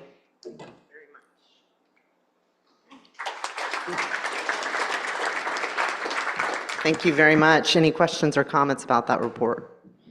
Okay, that takes us to item 17B, Director Cantu for the new Directors Orientation Subcommittee report. Thank you, Madam Chair. So I know you're all wondering, and I'm going to address the elephant in the room, what is the new Directors Orientation Committee up to? I really do publicly want to say how proud and happy I am for Chair-elect Stafford. I meant it when I said it. He is, the nicest, most gentlemanly man that I have met in a really, really long time, and I'm so proud to see you rise. I really mean it so wholeheartedly, and thank you, everyone, for even allowing me to put my name on the same ballot as yours. Okay, so thank you. So the new Directors Orientation Subcommittee met, and this is really one of my most favorite things that we do as directors, because it's our opportunity to welcome all of the new directors who and liaisons and other people who join. It's our opportunity to welcome them, to give them the excitement, the camaraderie, the what to expect in the meetings, the what to wear in the meetings, all of the questions that you don't think to ask or really don't know who to ask. And so we had a Zoom meeting on April 10th. We have 6 amazing members, Director Clark, who I'm very, very sad to see leave. If I could create a position, I would. And then Director Harrison, Masri Popoff, and Chair-elect Stafford. So we discussed the plan for this in-person orientation that we're having at 8 a.m., bright and early with everybody. And the new members will join us at our board meeting in Dallas in June. We have 24 new directors, including section reps and liaisons. And now we have assigned all of our committee members who to call. Again, just to give them information, what to do, when to show up, what to wear, what to expect. We have an agenda chock full of information for them. And then we will be their points of contact. But I also want to encourage you to look out for them, introduce yourself, let them know who you are, how to contact you, so that they feel as welcome as you all made me feel when I first started. That concludes my report.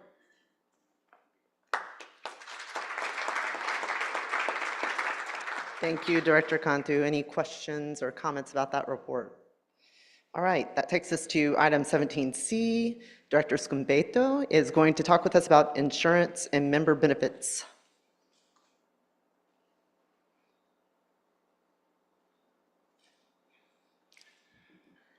Thank you, Madam Chair. The Insurance and Member Benefits Subcommittee met via Zoom on April the 10th, 2024. We received updates on both non-insurance and insurance-related member benefits, and I will get to those topics, but I want to start first with some results from the 2023 Member Benefits Survey. The survey was conducted electronically beginning October the 3rd, running through October the 31st of this past year, measuring member awareness of the products and services offered through the State Bar's Member Benefits Program. 5,116 members participated in the survey.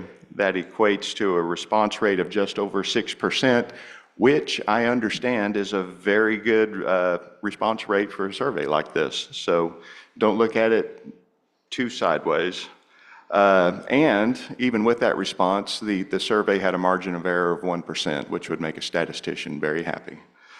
Among the findings, 78% of the members were aware of the program in general. 70% had visited the member benefits webpage, and 58% were aware that the member benefits email is sent to the members each month. Now, that 58% were reviewed it or knew of it, and that does not include those that opted out of receiving the informational email. The survey revealed that the top 5 non-insurance benefit categories are insurance and finance, travel, retail, law practice management, and virtual receptionist. In terms of awareness and frequency of use, Hertz Rental Car was #1 in awareness, followed closely by Avis and Budget. It was all about the car rentals. My case was the first in frequency of use. When asked what categories they would like to see added, members often responded with benefits that the State Bar already provides, which is, I don't know, it's unfortunate. What do you say? But that said, there's still some good information to be gleaned from those surveys, with the top requested categories being travel and retail. Moving on from the survey results to non-insurance member benefits, I'm happy to report that there are a couple of new benefits on the horizon. Beginning with new trust accounting software, the State Bar has been working with Smokeball, which is one of our current benefit partners, to provide a new benefit that will be available to members free of charge. That benefit is Smokeball Bill, which is a standalone cloud-based billing and trust accounting product designed to include everything that attorneys will need to bill their clients, get paid, and balance their books, notably their trust accounts, compliantly. It's kind of an all-in-one trust accounting compliance tool. Most of us, I think, understand and appreciate that issues involving trust accounts comprise a significant portion of malpractice claims in the Texas legal community. So the hope is that this product will help address that issue with its account reconciliation capabilities. The product, the Smokeball Bill, is valued at $39 per month per user, but again, it will be free to the State Bar of Texas members. If members decide to upgrade from that free version to another Smokeball billing product, the bar is set to receive a 5% royalty, which would be a source of non-dues revenue to the bar. The initial agreement with Smokeball will have a term of 4 years, and State Bar staff and Smokeball personnel are working to finalize the agreement so that the benefit will be available hopefully by the annual meeting in June. The other new benefit that will be offered to our bar members involves lawyer well-being, and as President Tisdale has already alluded to earlier, the State Bar has partnered with BetterHelp to provide mental health counseling services to interested members. The idea is that this provider would supplement and not replace the services that are already provided through TLAP. BetterHelp will be providing a free month, that is free for 1 month, therapy services to any State Bar member that so requests. That free month would include weekly live sessions with a therapist via video or telephone, the ability to message their therapist at any time, participation in group sessions, and full use of BetterHelp features such as journaling, worksheets, and guides. If members decide to continue using the BetterHelp service beyond that free month, they must pay out of pocket, but they will be eligible for a 15% discount on BetterHelp's retail rates. The cost of therapy through BetterHelp ranges from $70 to $100 per month, depending on location, source preferences, and therapist availability. BetterHelp accepts health savings account and flex spending account cards and is recognized as an eligible expense by most HSA, FSA providers. It will be creating a website specifically for the State Bar member BetterHelp interface. They can go to that our State Bar members can go to that website to sign up, get matched up with the therapist, and start that free month of therapy. The service will be open to all of our bar members, along with members of the paralegal and law school divisions. State Bar personnel are planning an email campaign to introduce this benefit to the bar members beginning in May, which coincidentally is also Mental Health Awareness Month. So perfect timing and a great segue for the benefit. Thank you, President Tisdale, for everything you've done to help get this in place or get the ball rolling for it. And thank you to State Bar staff for all of the heavy lifting that had to go on to get an agreement like this organized and ready to roll out next month. I'd like to wrap up with a brief update on the private insurance exchange, beginning with an enrollment overview. The program has had steady growth since the launch of the exchange in 2013, and enrollments continue to increase at an increasing rate. On average, product enrollments have grown by 22% each year over the past 5 years, and obviously it's very early in 2024, but the data year to date suggests that 2024 is going to be very similar to that of the past 5 years. Regarding the members' health plan expansion to solos, as a reminder, Texas insurance regulations have historically not allowed individuals to join group programs like the members' health plan, which is the group insurance program that was organized for Texas law firms. But in May 2023, the Texas legislature voted to allow solos to join the MHP. Now, before that plan can be open to individuals, Texas Department of Insurance has to review and create rules for the enrollment, and that is in process. That process began with comments beginning in August 2023, and those comments were open, the comment period was open through December of 2023. Our program administrator, which is Member Benefits Incorporated, has been engaged in the process along with TDI and has hired counsel to provide feedback. As of right now, TDI is still drafting those regulations, but I'm sure that this committee will stay updated thanks to staff and will provide information to the board as it becomes available. Madam Chair, that completes my report. Thank you very much for that detailed and good report. Any questions or comments? Okay, what we're going to do is finish item 17 on the agenda before we break for lunch. So with that, we'll have Director Kroger come up as chair of the Technology Oversight Subcommittee.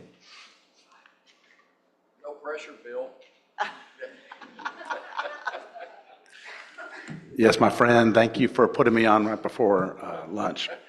I'm going to be brief. Craig Chapman has been doing remarkable work for the State Bar. He's over there behind his desk in improving our technology. And let me just touch on the highlights of this for you. And then if you have or want additional information, I'm sure he'll be glad to talk with you about it. There are 4 rather major improvements that we've made to our technology. The first is that we have launched a new CDC case management system that started in May. That is a significant milestone in the organizational efforts to enhance efficiency and effectiveness in handling cases. The second is a evaluation and selection of new cybersecurity technology. This is, again, a significant advance in the protection of our information systems. We have identified Microsoft Global Secure Access as a game-changing solution that will offer advanced threat detection, seamless integration across our network infrastructure, and the ability to promote remote worker firewall security, only once available when physically in the office. In other words, this is cybersecurity that, when we have people working from home, protects the State Bar system. The third is that we are now having an all-Spanish attorney search function on texasbar.com, so that if you are Spanish-speaking only, you can now have access to those resources. And the fourth is implementation of a new accounts payable software, which will just help our bar operate much more efficiently and effectively. Those are 4 just real strengths. When we talk about the need for raising our dues, it takes into account things like that, like improving our technology across the system. I have been on the State Bar Board for 2 terms. I'm finishing up this year with the next meeting, my second term as the director of the State Bar. There's one other thing that, as chair of this committee, I want to just spend the next few months just kicking off a discussion on, and that is this. I serve also as our historian at Baker Botts. 110 years ago, there was a major advance in Houston when we made the first public law library available to lawyers, and for the first time, lawyers practicing law had access to the law. I think there's something similar going on today with AI technology. At my firm, we're beginning to investigate, as are other big firms, how to incorporate AI technology into the legal services that our lawyers provide so that we have access to sort of all the resources of each of our firms, plus all the public access when we do our work. I would submit that there's probably a really just wonderful opportunity for the State Bar to offer something similar to its members. There's a lot of questions and concerns and things we'd have to think about before we did something like that. But if you think of all the resources we generate at the annual meetings, the work we do, all the publicly available cases, statutes, regulations, the rules of the various courts, if we could make that available on a members-only search engine, that would make that information more easily accessible to all of our lawyers, we would have done quite a nice service. And when you think about also the fact that we're interested in raising our dues over the next year or two, having a new service that we're at least evaluating would be really something to think about and really a nice benefit. It would also be something to keep us as a leader among the other states, because other states like California are considering similar things. This is not that I'm going to go off and run with that, but at least begin a discussion working with the State Bar to have them learn more about what law firms in Texas are doing to see whether there's a version of that or an application for that that made sense for the State Bar. So if anybody's interested in participating in the discussion with me on that, I welcome it. Thank you very much. Thank you, Director Kroger. Any questions or comments? Okay, well, we're about to break for lunch. Before we do, I want to acknowledge that many of us in this room, over the course of our service this year, have lost loved ones or have confronted situations where our loved ones are sick, are suffering from dementia or other things that happen to us as we age sometimes with our memory loss. It's a very difficult thing. I think we come in here, we're busy, we do a lot of work together, but it's so important for us to acknowledge the humanity. We're about to have time for lunch, 30 minutes. We have moments of silence a lot when people lose loved ones, and that's so appropriate. I want you all to enjoy moments of community during the lunch hour and to remember what President Tisdale communicated to us, that there's no shame at all whatsoever in expressing the things that we're going through that are hard, and in acknowledging the things that others are going through that are hard, that we set a good example for others when we do that, and that isolation is the thing that is the worst for us when we're suffering. So enjoy 30 minutes of community. Lunch is downstairs. You can bring it back up if you want to. There is an elevator. For those of you who don't want to navigate stairs with a full plate in hand, enjoy your lunch, enjoy community. We'll be back in 30 minutes.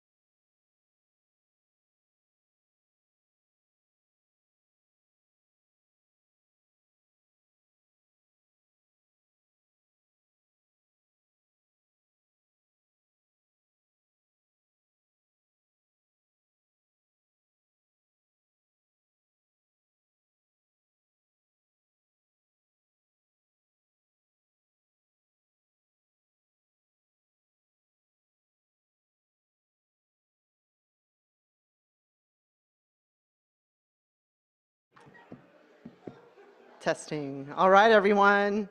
It has been more than 30 minutes because it took more than 30 minutes to get our food and socialize, but we're back. So everybody can take their seats, please, and we'll get started with the meeting, resuming it. We're just going to go right into agenda item 18 for everyone in the back of the room. If you can please find your seats. Agenda item 18 is Director Hoskins giving us a report for section representatives to the board.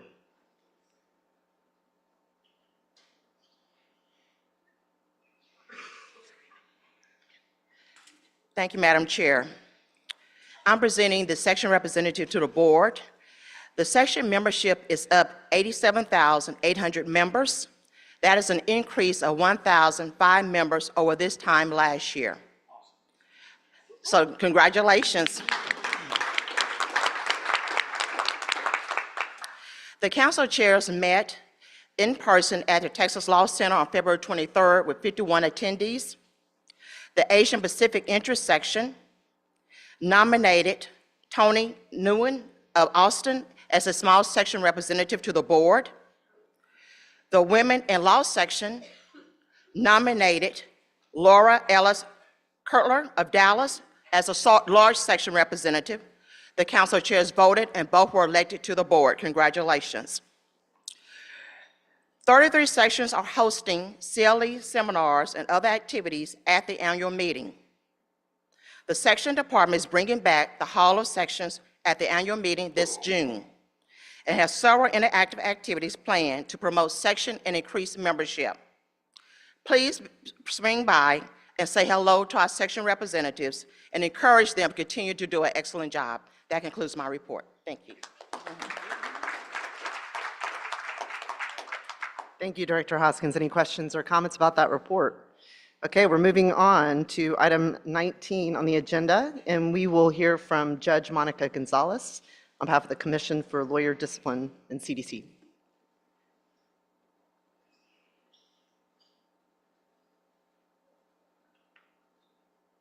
you, Madam Chair.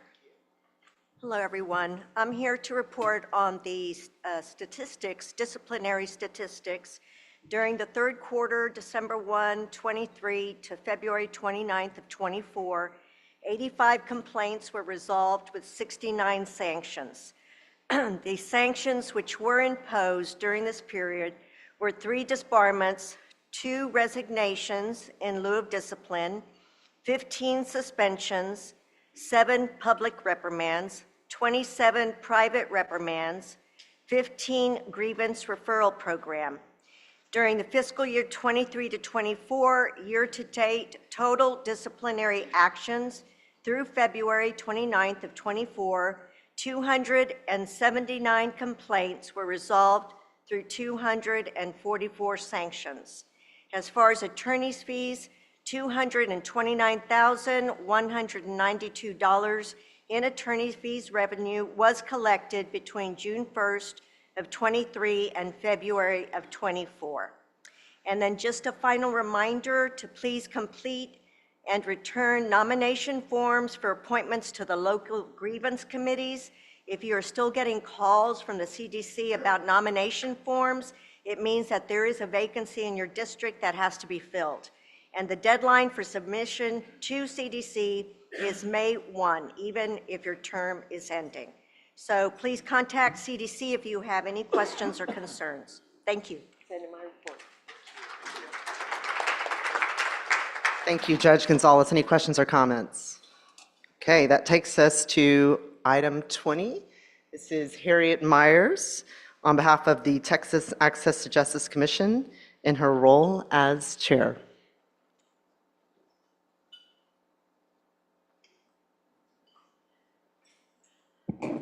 Hi, I'm Harriet.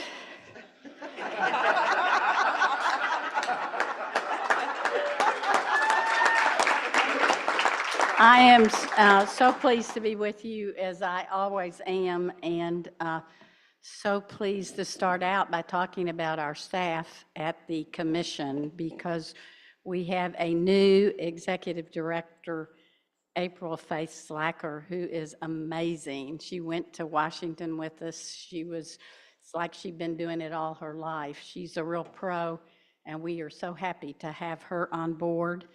We also have a new Deputy Executive Director, Allison Neal, and Allison likewise is working her heart out and just helped us in Washington and doing all of what needs to be done right now at the commission, because we had the ABA days and now we're about to have the gala. So things have been really busy, and then there's the ordinary work that goes on also.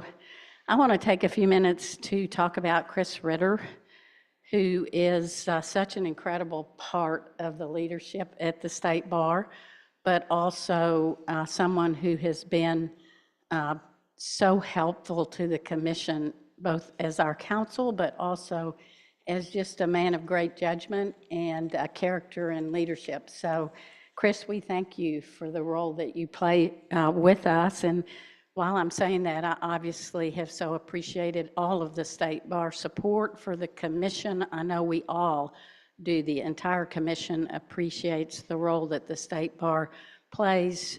Trey Apfel, of course, and Cindy, and all of the officers, and you as a board support us, and we so appreciate all of that really encouragement, because it's so meaningful to us.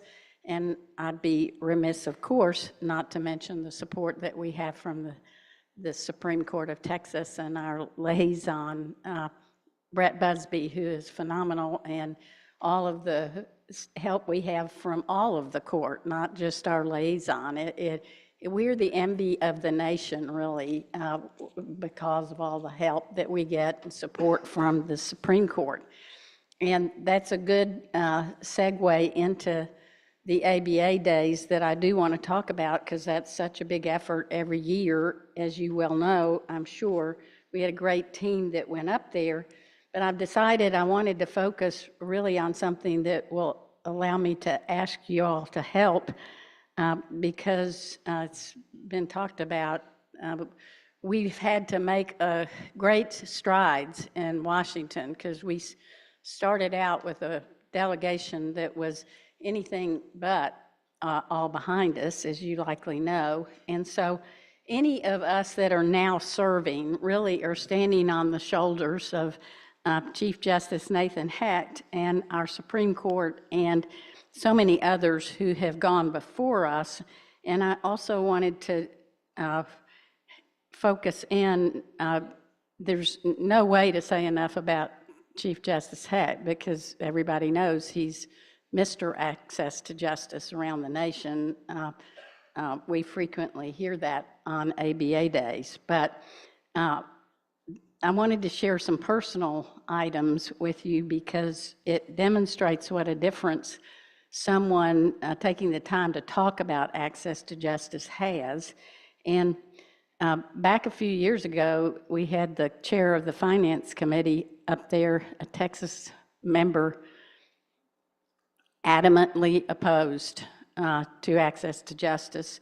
But after a few conversations with the chief, he next referred to it as a righteous cause.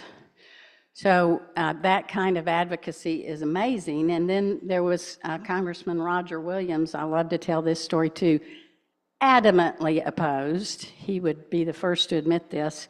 So every year we'd go in there and on our knees and pleading. Nothing happened until we took a guy named Tom Vick with us. Well, he was his old fraternity brother or something, I don't know. It was like, oh, Tom, and the rest of all of the support we get out of the congressman is history, because Tom Vick talked to him and he understood why this was so important. And then most recently, again, speaking to Chris Ritter, Jody Arrington had not been exactly a vocal supporter, but I am convinced now that we don't have to worry anymore about Congressman Addington. We're just going to send Chris to see him. So anytime you're with a delegation member, if you can help us with that person on this issue, it would be great. Moving right along, obviously, while we're talking about the commission, we have to talk about the veterans work that we do. It is so critically important when you see the statistics of low-income veterans who do not get legal help. They've served their country. They don't get the kind of legal help they should when they're in dire need. We need to change that. I've mentioned previously to you the joint venture with Tunnels to Tower that is occurring in Houston, and I'm happy to report we're down to paperwork there now where we're going to get that papered and have a project up and running. We're very hopeful. We have, of course, the gala coming up. We have raised $565,000 this year.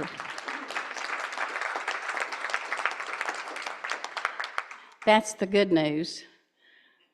The bad news is next year's goal is $1 million. So y'all can help us make it. So just kidding.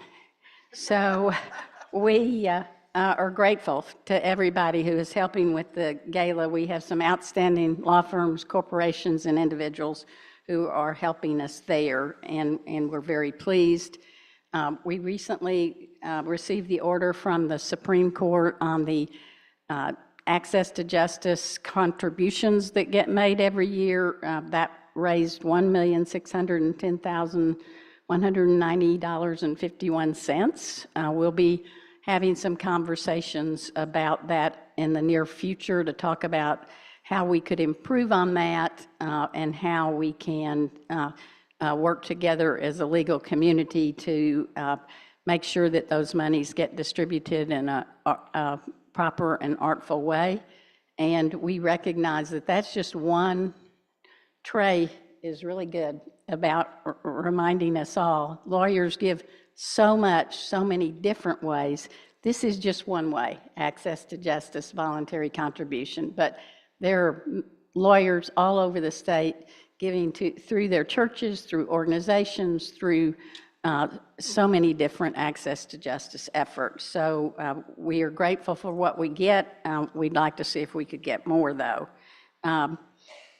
Then we will, last item, I'll just spend a little bit of time on our strategic planning efforts for the commission. Some aspects of it have already been mentioned. We have identified areas that we intend to focus on. We'll have a debate as to whether we can focus on them all at one time, but we'll seek to examine increasing legal aid and representation by lawyers, access to courts, things like language access, remote processes, communication and outreach, expanding fundraising efforts, the rural access issues that we face, the legal deserts, technology, exploring self-help and how we can do the right thing there, increasing access to justice in law schools, although we have tremendous work going on in law schools, examination of the structural and organizational issues at the commission itself, and client involvement. And with that, we'll be calling on all of you all and others to help us with that strategic planning effort. We'd love to hear your interest in working with us on any of those issues. So as always, I greatly appreciate the time for you to allow us to visit with you about access to justice in the commission. Thank you, Madam Chair. Thank you so much, Harriet Myers. Any questions or comments about that report? Okay, we are now moving on to item 21. TYLA President Laura Pratt, the floor is yours.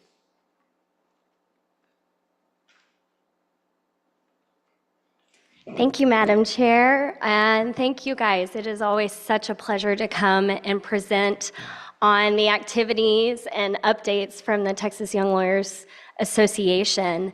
And today's, no exception to that. I'm gonna get the clicker out.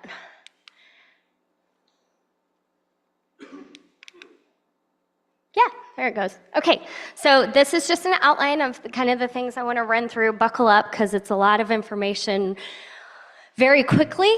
I'll do the best I can, and I provided some materials in your board packet to hopefully give you something to look at while I'm talking if you don't want to stare at my face.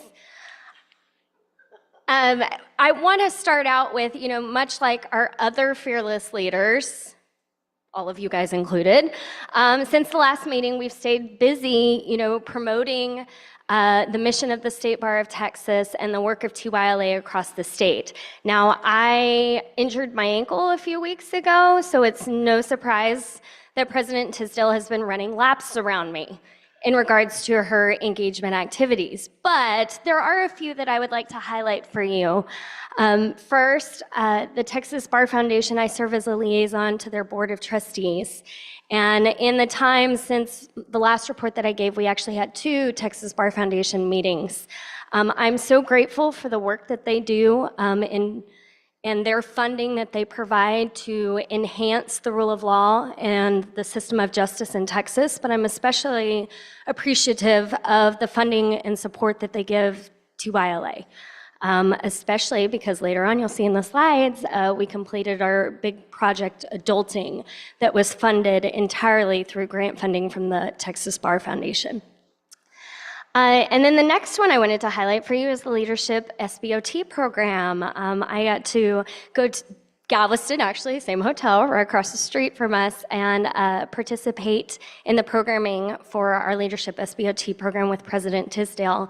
And they did rollouts of TYLA and State Bar of Texas projects, community engagement activities. They heard from exceptional speakers. It just is an incredible weekend where TYLA and the State Bar of Texas, encourages our future bar leaders. And so if you have a chance to interact with one of our graduates at the annual meeting from that program, or you see their name, show up on your committees next year, please reach out to them and encourage them in what they're doing. I know a lot of leadership that sits on this board, a lot of leadership that sits on TYLA board, has funneled through that pipeline program. And it's such a valuable thing that we do to encourage future bar leaders. And lastly, I wanted to highlight National Trial Competition. If you remember from our last meeting, I told you it was up and coming. We actually just completed the competition, 30 teams, several hundred law students, coaches, and over the course of several days of competition in Houston. The results were included in your board materials, but I'm just going to run through the bullets. UCLA Law School took first and second for the second year in a row. So they have an incredible advocacy program, and we continue to see great things from them. Lewis and Clark, the team from their law school, actually won the Civility and Professionalism Award for maintaining civility and professionalism throughout the competition.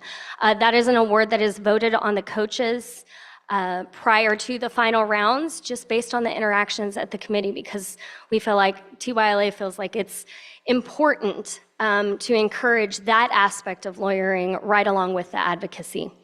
And then lastly, Corbin Healy from the University of Missouri, Kansas City School of Law actually won Best Advocate. And I'm just going to tell you, I was in the round. I was bailiff for the round, which is a lot of pressure, y'all, because you got to keep time. They questioned my timekeeping abilities because they got caught up on the first witness and burned a lot of time on the first witness, both teams.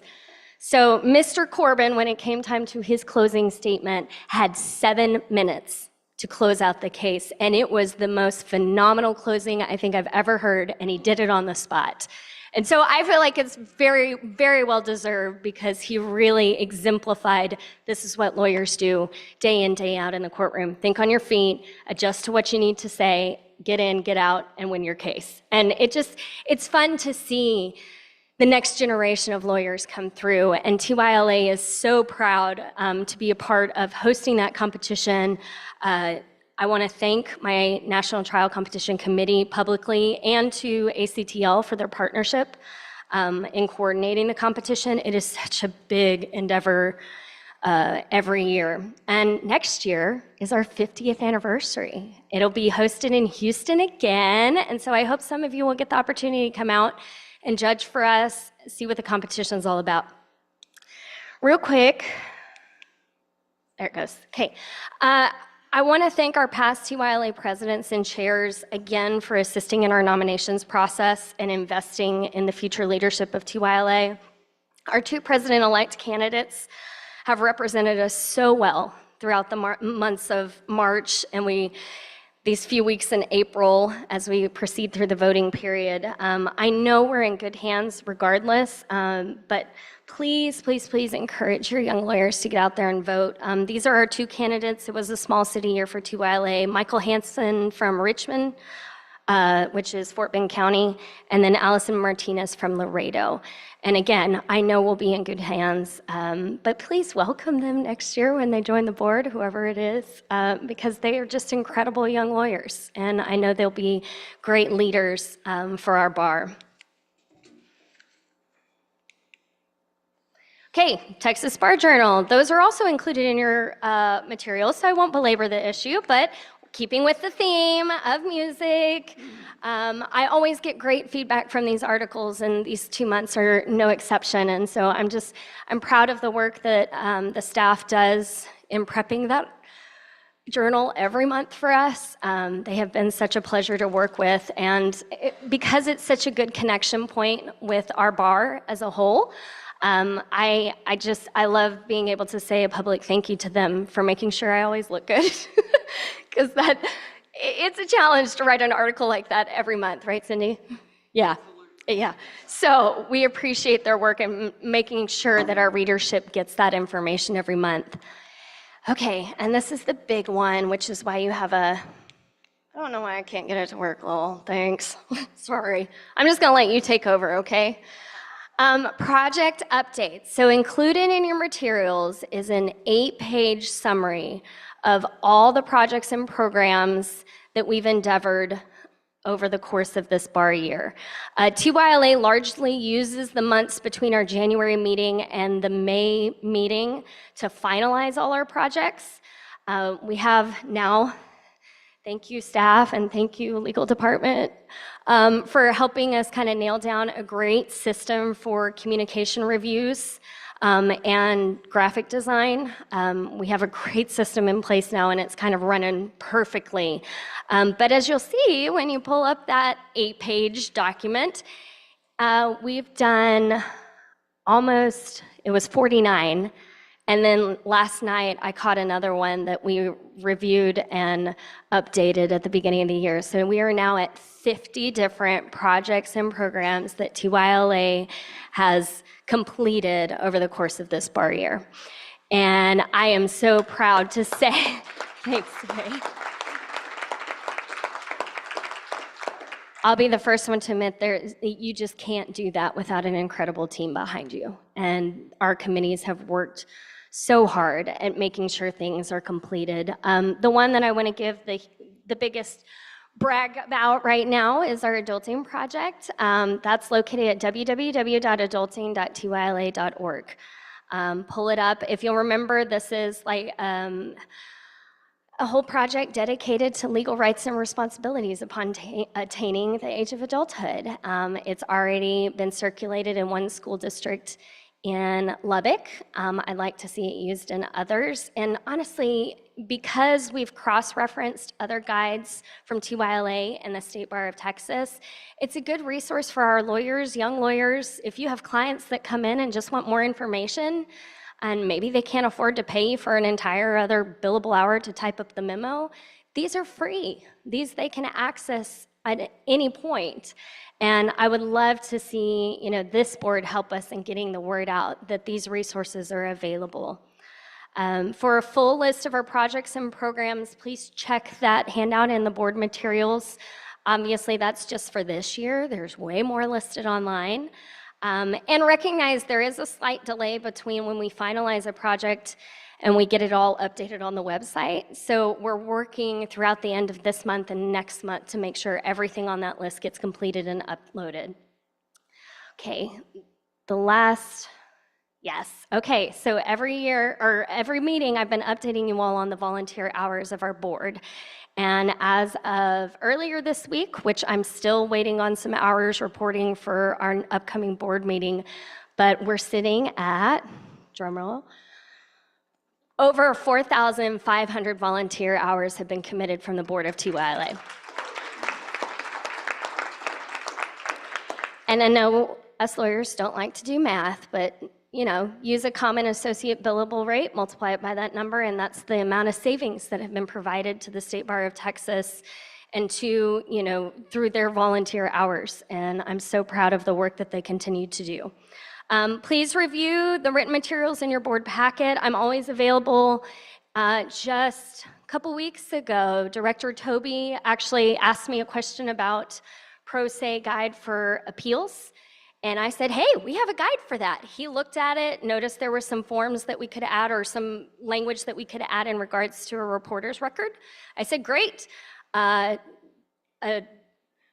He's not even looking at me. Director Baruch, he actually submitted the language for those, and I got it over to graphics, and so we had another project that was updated, uploaded, sent off to graphics for approval and that process. And that's just because he asked. So if you ever see anything that needs updating or we don't have, we want to know about it, because that's the way we provide the best service to our members and to the community and enhance the role of the legal profession. So, Madam Chair, if there's no questions, that concludes my report.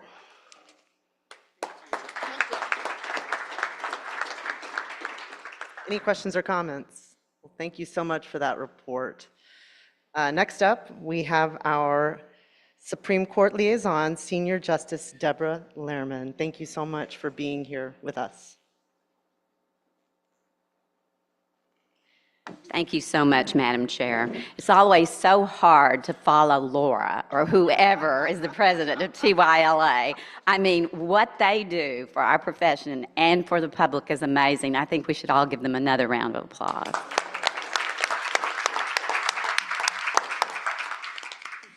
And thank you all, as always, on behalf of my co-liaison, Judge Evan Young. He had to leave early, but he and I both appreciate what all you do so much, as does the entire court. You spend so many hours as volunteers doing things that were just reflected in Laura's report, and all day long, all these wonderful, wonderful things that are done. So thank you so very much. And to our staff, oh my goodness.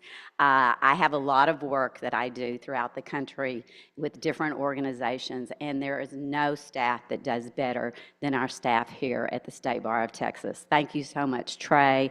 Thank you so much, Jen. Thank you so much, all of you, and the list is long. Thank you very much. So as to what we've been doing, so as to our supersedious and disciplinary rules, in December we finalized changes to the supersedious rules and the disciplinary rules that we proposed this summer in response to legislation that mandated as such. House Bill 4381 mandated alternative security for certain judgment debtors worth less than $10 million, and we made corresponding changes to TRAP 24. The changes to the disciplinary rules involve who has standing to bring a successful complaint against a lawyer, something that we're all, of course, very interested in.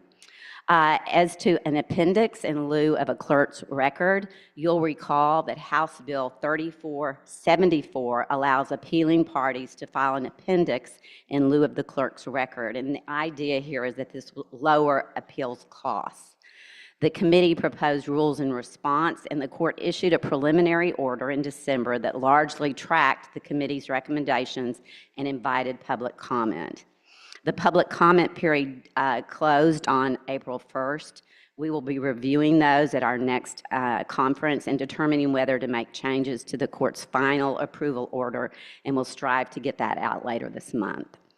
As to the business court and CA15, our new Court of Appeals, in January we issued a preliminary order approving the business court rules and an order approving rules for the 15th Court of Appeals. Comments are due May 1st. Please send those in. We review those very, very carefully. We've gotten some, but really not enough, and we're considering them. So please, please let us know your views about that. As to briefing rules, in January, the court finalized changes to the briefing rules to eliminate the need for paper copies. Yay. To clarify that the automated certificate of service generated by the filing party's electronic filing service provider suffices for electronically filed documents in civil cases. And it adds a new introductory response to reasons to grant section to the PFR, the petitions for review. And these changes all took place on February 1st. The referendum, as was discussed early, as you all know, the State Bar Act requires the court to deliberate on any rules that pass the vote of the State Bar members, and we will indeed we will hold these deliberations if necessary, that's if the votes pass, on May 6th after the State Bar budget hearing. As a point of personal privilege, I want to give special thanks to all of you and to the legal profession generally. In this age of division that we find ourselves in, I believe there has never been a greater need for the third branch of government and the rule of law. In preparation for a lecture that I was recently asked to present, as I was writing it, it evolved a bit. You know, when you're writing, doing legal research, or when you're writing an opinion, you think you're going to end up over here, and then you end up over here. Well, that's kind of what happened. I started out with something that was going to be called Civility in an Age of Division. That was over here. Where I ended up was how the third branch of government is going to save our democracy. Just a little go. But I do believe that our steadfast commitment to the rule of law and its equal and fair application across the board, and our adherence to our State Bar of Texas, our statement, mission statement, can and will, I believe, play a significant role in this lofty goal, yes, to save our democracy.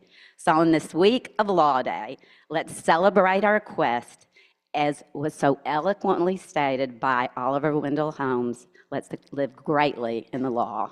Thank you so very much.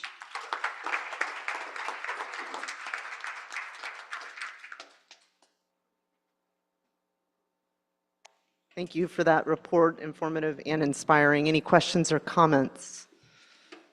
All right, that takes us to agenda item 22B, and that's Judge McClure, who has an excused absence and no report.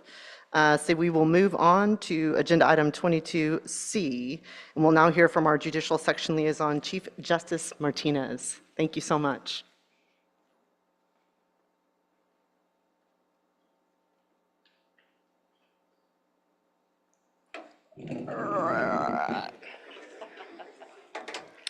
In homage to my girl crush, Miss Harriet Myers,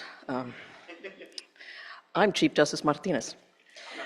But you can call me Chief.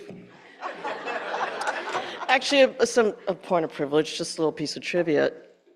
Harriet and Rebecca share few common denominators.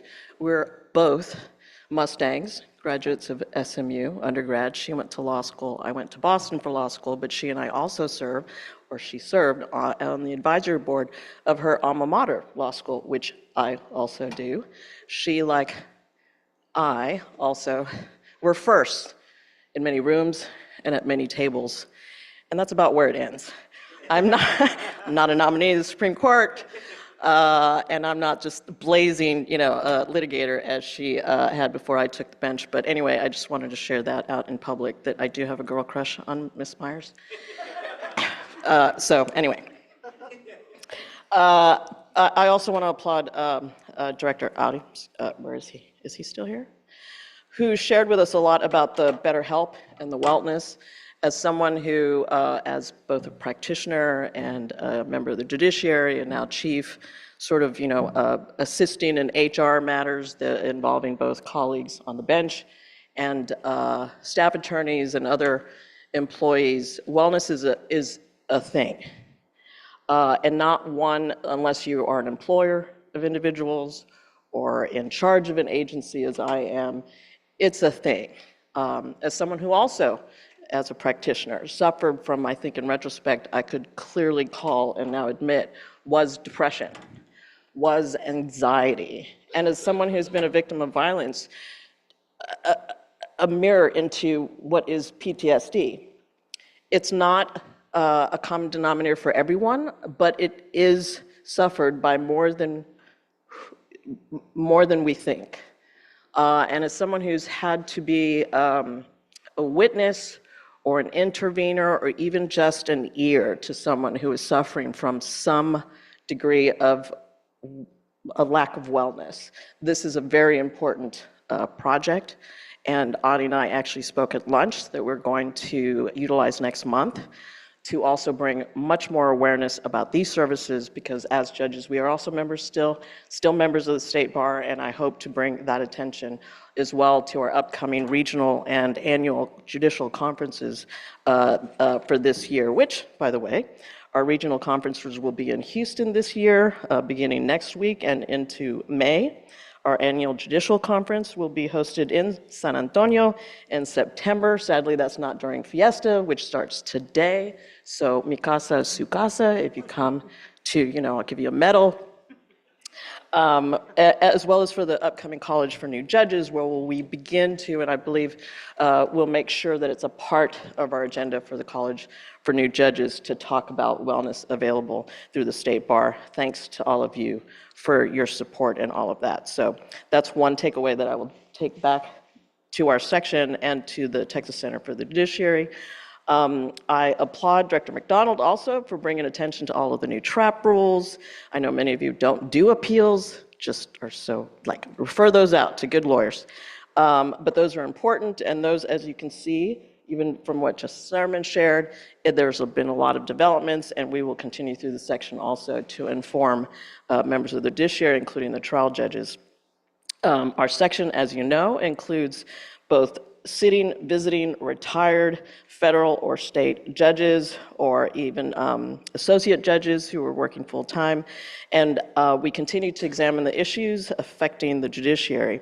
Searchable judicial ethics opinions, providing legislative updates during session. One reason why I agreed to be chair during a non-legislative year, because as a chair-elect and as past chair, soon after September, I spent a lot of time on I-35. And many of you who work with the members of the second branch of government, ours is the first, by the way, that's the second. There's a lot of stuff going on. There was a lot of stuff going on last session, and we'll continue to bring attention to those matters as well. We have an upcoming board retreat, again in San Antonio. Another point of privilege I get to make is just bring people back to San Antonio. We were very appreciative to be able to host all of you when was it? When we were in last January? This past January in San Antonio. I hope all of you enjoyed of that as well. So other than that, we have, in a non-session year, committed a lot of our attention to improving the resources that are available for our current members as well as our new members. The members of the judiciary in Texas continue to increase every year, and we continue our efforts, lots of changes, and we are, as you know, entering into this digital age as reflected by the reports for the various committees, and we are continuing to do the same. There are now, unlike other jurisdictions in the state where trial judges carried an iPad and could sign orders and can do a lot of things that we as Texas judges sort of we were very jealous about what other trial judges could do away from the courthouse. And we're trying to bring the members of the judiciary additional resources. Sometimes it's by county, as we understand why.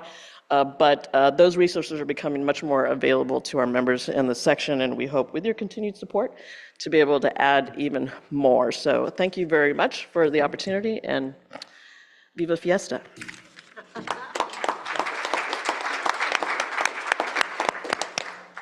Thank you very much, Chief Justice Martinez. Any questions or comments?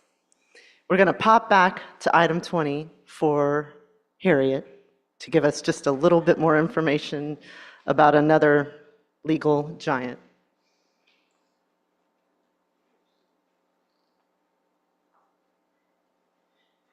Thank you, Madam Chair, and I apologize, but I couldn't let this go by without correcting it. because one of the people in my life over the last year that has made an incredible impact on me for her leadership and service and dedication to access to justice, just scholarship, everything, is Judge Laura Livingston. And many of you know her, so you know of what I speak, but I've had the incredible privilege of Judge Livingston stepping in almost on instant notice, taking away from her retirement, which she had just assumed, to come in as the acting interim executive director. And her service in that role can't be adequately described, but I think if you ask Trey or the others around the state bar, Chris, that have seen up close and personal the kind of job that she's done to hold the commission together, get its work done, and help us replenish the staff. She has done amazing work. Her record of service to the state as a district judge, as the person who helped design the new courthouse in Austin. I mean, the list goes on for the wonderful things that she has done from the very beginning of her career, being the first African-American elected in Travis County to a district court position. So I didn't say all that to you the first time, and I needed to say it. So I hope when you see Laura, you will tell her just how incredibly important and how incredibly we are indebted to her for her service through this last year. Thank you. Thank you. All right, we're now on item 22D on the agenda. This is a report from our federal judicial liaison, Judge Pulliam. He is not here, but did ask that I read his report, so forgive me for the lack of Pulliam presence as I walk through this. There are 3 topics I'll cover. The first is an amicus disclosure update. The Appellate Rules Committee of the Judicial Conference is planning to advance a proposal that would require organizations to disclose their financial supporters when filing amicus briefs. The Rules Committee is sending the proposal to the Standing Committee with a recommendation to publish the proposal for public comment. The proposal requires entities filing amicus briefs to state whether any party involved in the litigation helped draft the brief or contributed to or pledged funding to prepare the brief.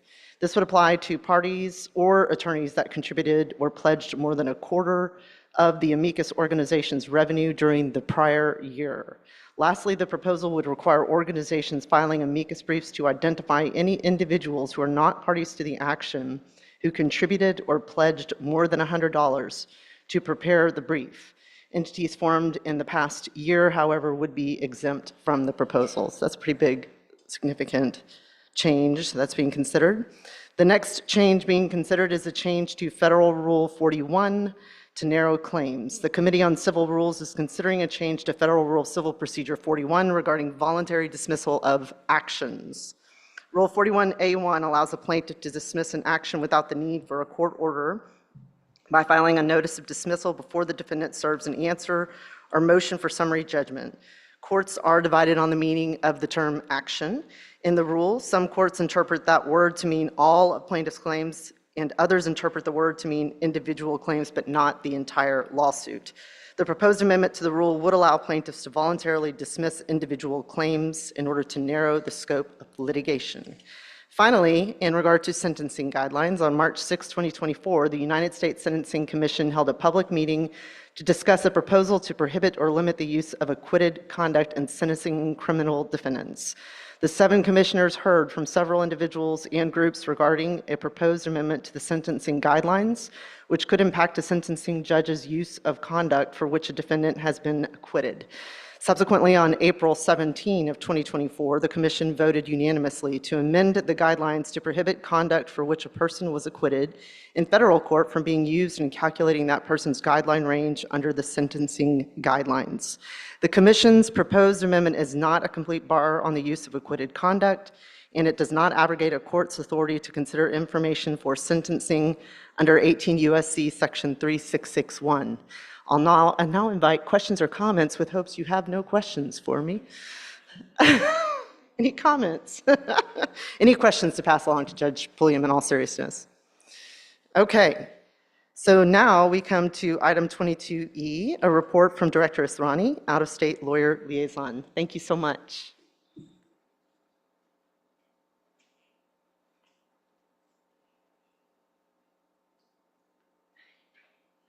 Thank you. I'm very happy to be here from California. I just want to give you a few updates from what's happening there. And actually, both of the updates I have are pretty timely given some of the recommendations and proposals that we have approved today. The first one is that California has also approved an increase in their fees. Their fees for 2025 are going up by $125 compared to our $23, which I thought was interesting. They're raising $125 for active members and $31 for inactive. This will take the California fees for the year to about $530. So it's quite, and I'll just mention that California has the highest cost of living, and they're the only state bar with a dedicated disciplinary court. And just as a comparison of other state bars, the 3 states with the highest fees are Alaska, about $650, Tennessee with $600, and Oregon with $583 per year. The second update that I have has to do with mental wellness. This is an issue across the country and at every age levels. So I'm very glad to hear the proposal that was announced earlier, the partnership with Better Health, and especially because the Wellbeing in Law Week is actually May 6th to the 10th. So what I did is actually over the last month, I've actually just kind of gone through every state and looked at exactly what they're doing with mental health and wellness. And I have a couple of updates or summaries from that work. I noticed, so in going through all 50 websites, one thing I noticed is that some bars clearly consider this a priority for their attorneys, some don't at all. Some were very hard to find out exactly what they're doing for their attorneys. Most had at least compiled a list of online resources. Many offered a confidential hotline. A few offered free counseling sessions between 2 and 8. So the idea that we're having a whole month is actually pretty nice. And then a few specific points about specific states. I think the Georgia Bar, if you guys get a chance, you can take a look at their website. They've undertaken a lot of initiatives that I thought were pretty interesting and impactful. But more than that, I believe their marketing efforts and really pushing it out to the attorneys has been pretty effective. They run a state bar podcast to discuss mental health and wellness called Lawyers Living Well. It has tons of episodes with attorneys and judges and all to share their own experience with mental health. They also run a program called Use Your 6. It's a hashtag Use Your 6, in which they provide every attorney with 6 prepaid clinical sessions, similar to what I mentioned earlier. But besides Georgia, 2 other states run a podcast for their lawyers. Michigan has a podcast called On Balance. New Mexico has one called Legal Wellbeing. A few other things. Maine offers a Wellness Wednesday email series and special stuff that they do. New York, given the recent number of suicides, the state bar there recently separated the wellness section from their member assistants to give priority to both positive and any help that's required. Mississippi, similar to the ABA, encourages lawyers and law firms to sign a wellness pledge to prioritize the state bar's wellness framework for their individual work environments. Connecticut does something that I think is really cool. It's something that our bar could possibly consider. I don't know what the cost and all this stuff is, but they offer an in-person free wellness summit at one of their harbors for the weekend, just to get people, give people a way to get away and just learn about healthy living habits and things like that. So that's it. I've spent quite a bit of time reviewing a lot of these initiatives. And like I said, I'm very happy to hear about the one that we're undertaking for our lawyers here. Thank you. And that concludes my report. Thank you so much. Any questions or comments about that report? Yes, Director Nguyen. First, I'd like to make a quick comment about Judge Pulliam's report. And it may have gone by quickly, but the proposed change to the United States sentencing guidelines is incredibly important, because you heard, and now federal courts can take into consideration conduct for which someone has been acquitted in determining a sentence. Right now, under a sentence, they also can take into account what's called relevant conduct, which is conduct that would otherwise be barred by a statute of limitations. And I think all of this is important in the context of looking at the third branch of government and how indeed it might save our democracy. A question I would have had for him, though, is the last part I heard is that they may not take into consideration conduct for which the defendant has been acquitted in a federal court. Query, what about conduct for which they've been acquitted in a state court? And I think for your general citizen who's not a federal criminal defense lawyer, we don't appreciate how much power is vested into the prosecutorial arm and executive branch of this government. And just didn't want that note to go by, without comment, since I know most of my fellows here don't practice in that area. The odds really are stacked against the accused, whichever side of the political aisle you're on. Thanks. Thank you, Director Nguyen. Any comments for the report from Director Israni? Okay, that takes us to item 23, report from our General Counsel, Ross Fisher. Thank you. Can you hear me? Good afternoon. I want to follow up on something that Trey said earlier in his report. Your personal financial statements are due April 30th. You either have to file them by that time or request an extension. I'm also required to file one. I have filed mine. And when I was in the system looking through, I noticed that my first one was filed in 2003. So over the last 20 years, I think I filed 14 of these personal financial statements. 5 of those was when I was on the Texas Ethics Commission, which is in charge of the personal financial statements and enforcing them, and I filed those 5 years. So I have long fancied myself an expert on the personal financial statement until a couple of months ago, I got a letter from the Ethics Commission that said, Mr. Fisher, congratulations, your personal financial statements have been selected for audit. And we have a list of questions we'd like to discuss with you. So that happens. And now I really do think I'm an expert, having gone through that process. All that to say, if you are encountering any issues when you're filing that or you have questions about them, please let me know. I'm happy to help. I feel like I can probably steer you in the right direction. Thanks. Thank you so much for that report. Any questions or comments? Is that a yes to your? Right on. Okay. Moving on then to item 24 on the agenda, report from Chris Ritter, Chief Legal Counsel. And I don't have a public report to give, but I would like to take us into closed session at this time. All right. So it is now 1:50 p.m. and the State Bar Board of Directors will now recess the open meeting and reconvene in closed session. As authorized by Texas Government Code Section 551.071 for the purpose of consulting with legal counsel regarding Boudreaux v. Louisiana State Bar Association, Turnbull v. Commission for Lawyer Discipline et al., Washington v. State Bar of Texas et al., Yon v. State Bar of Texas et al., Butler v. State Bar of Texas et al., and legal matters relating to 1415 Lavaca, and as authorized by Texas Government Code Section 551.074 to deliberate regarding personnel matters.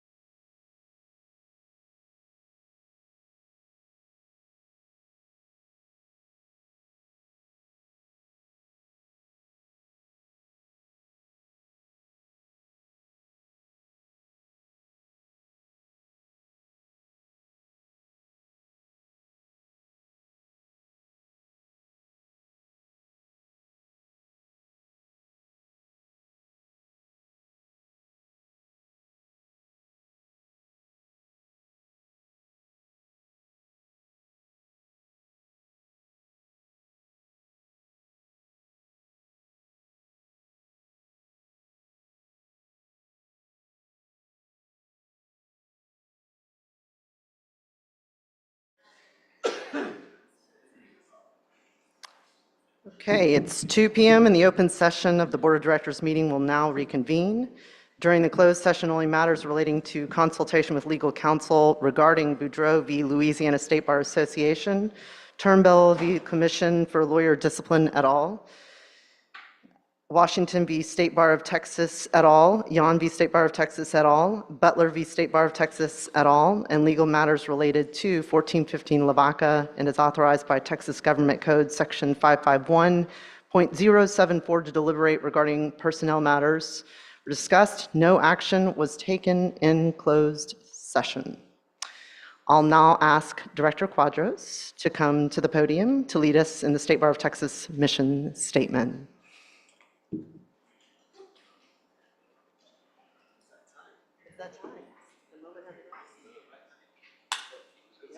I didn't see that. I was like, who's that? All right. Good afternoon, everyone. If you will read along our mission with me. The mission of the State Bar of Texas is to support the administration of the legal system, assure all citizens equal access to justice, foster high standards of ethical conduct for lawyers, enable its members to better serve their clients and the public, educate the public about the rule of law, and promote diversity in the administration of justice and the practice of law. Thank you. Thank you. Thank you. Is there a director who wishes to make a motion to adjourn? Director Price, is there a second? Director Courageous, there's a third, fourth, fifth, sixth, seventh, eighth. Thank you very, very much for your time, your presence. I hope you all have safe travels back and a great weekend.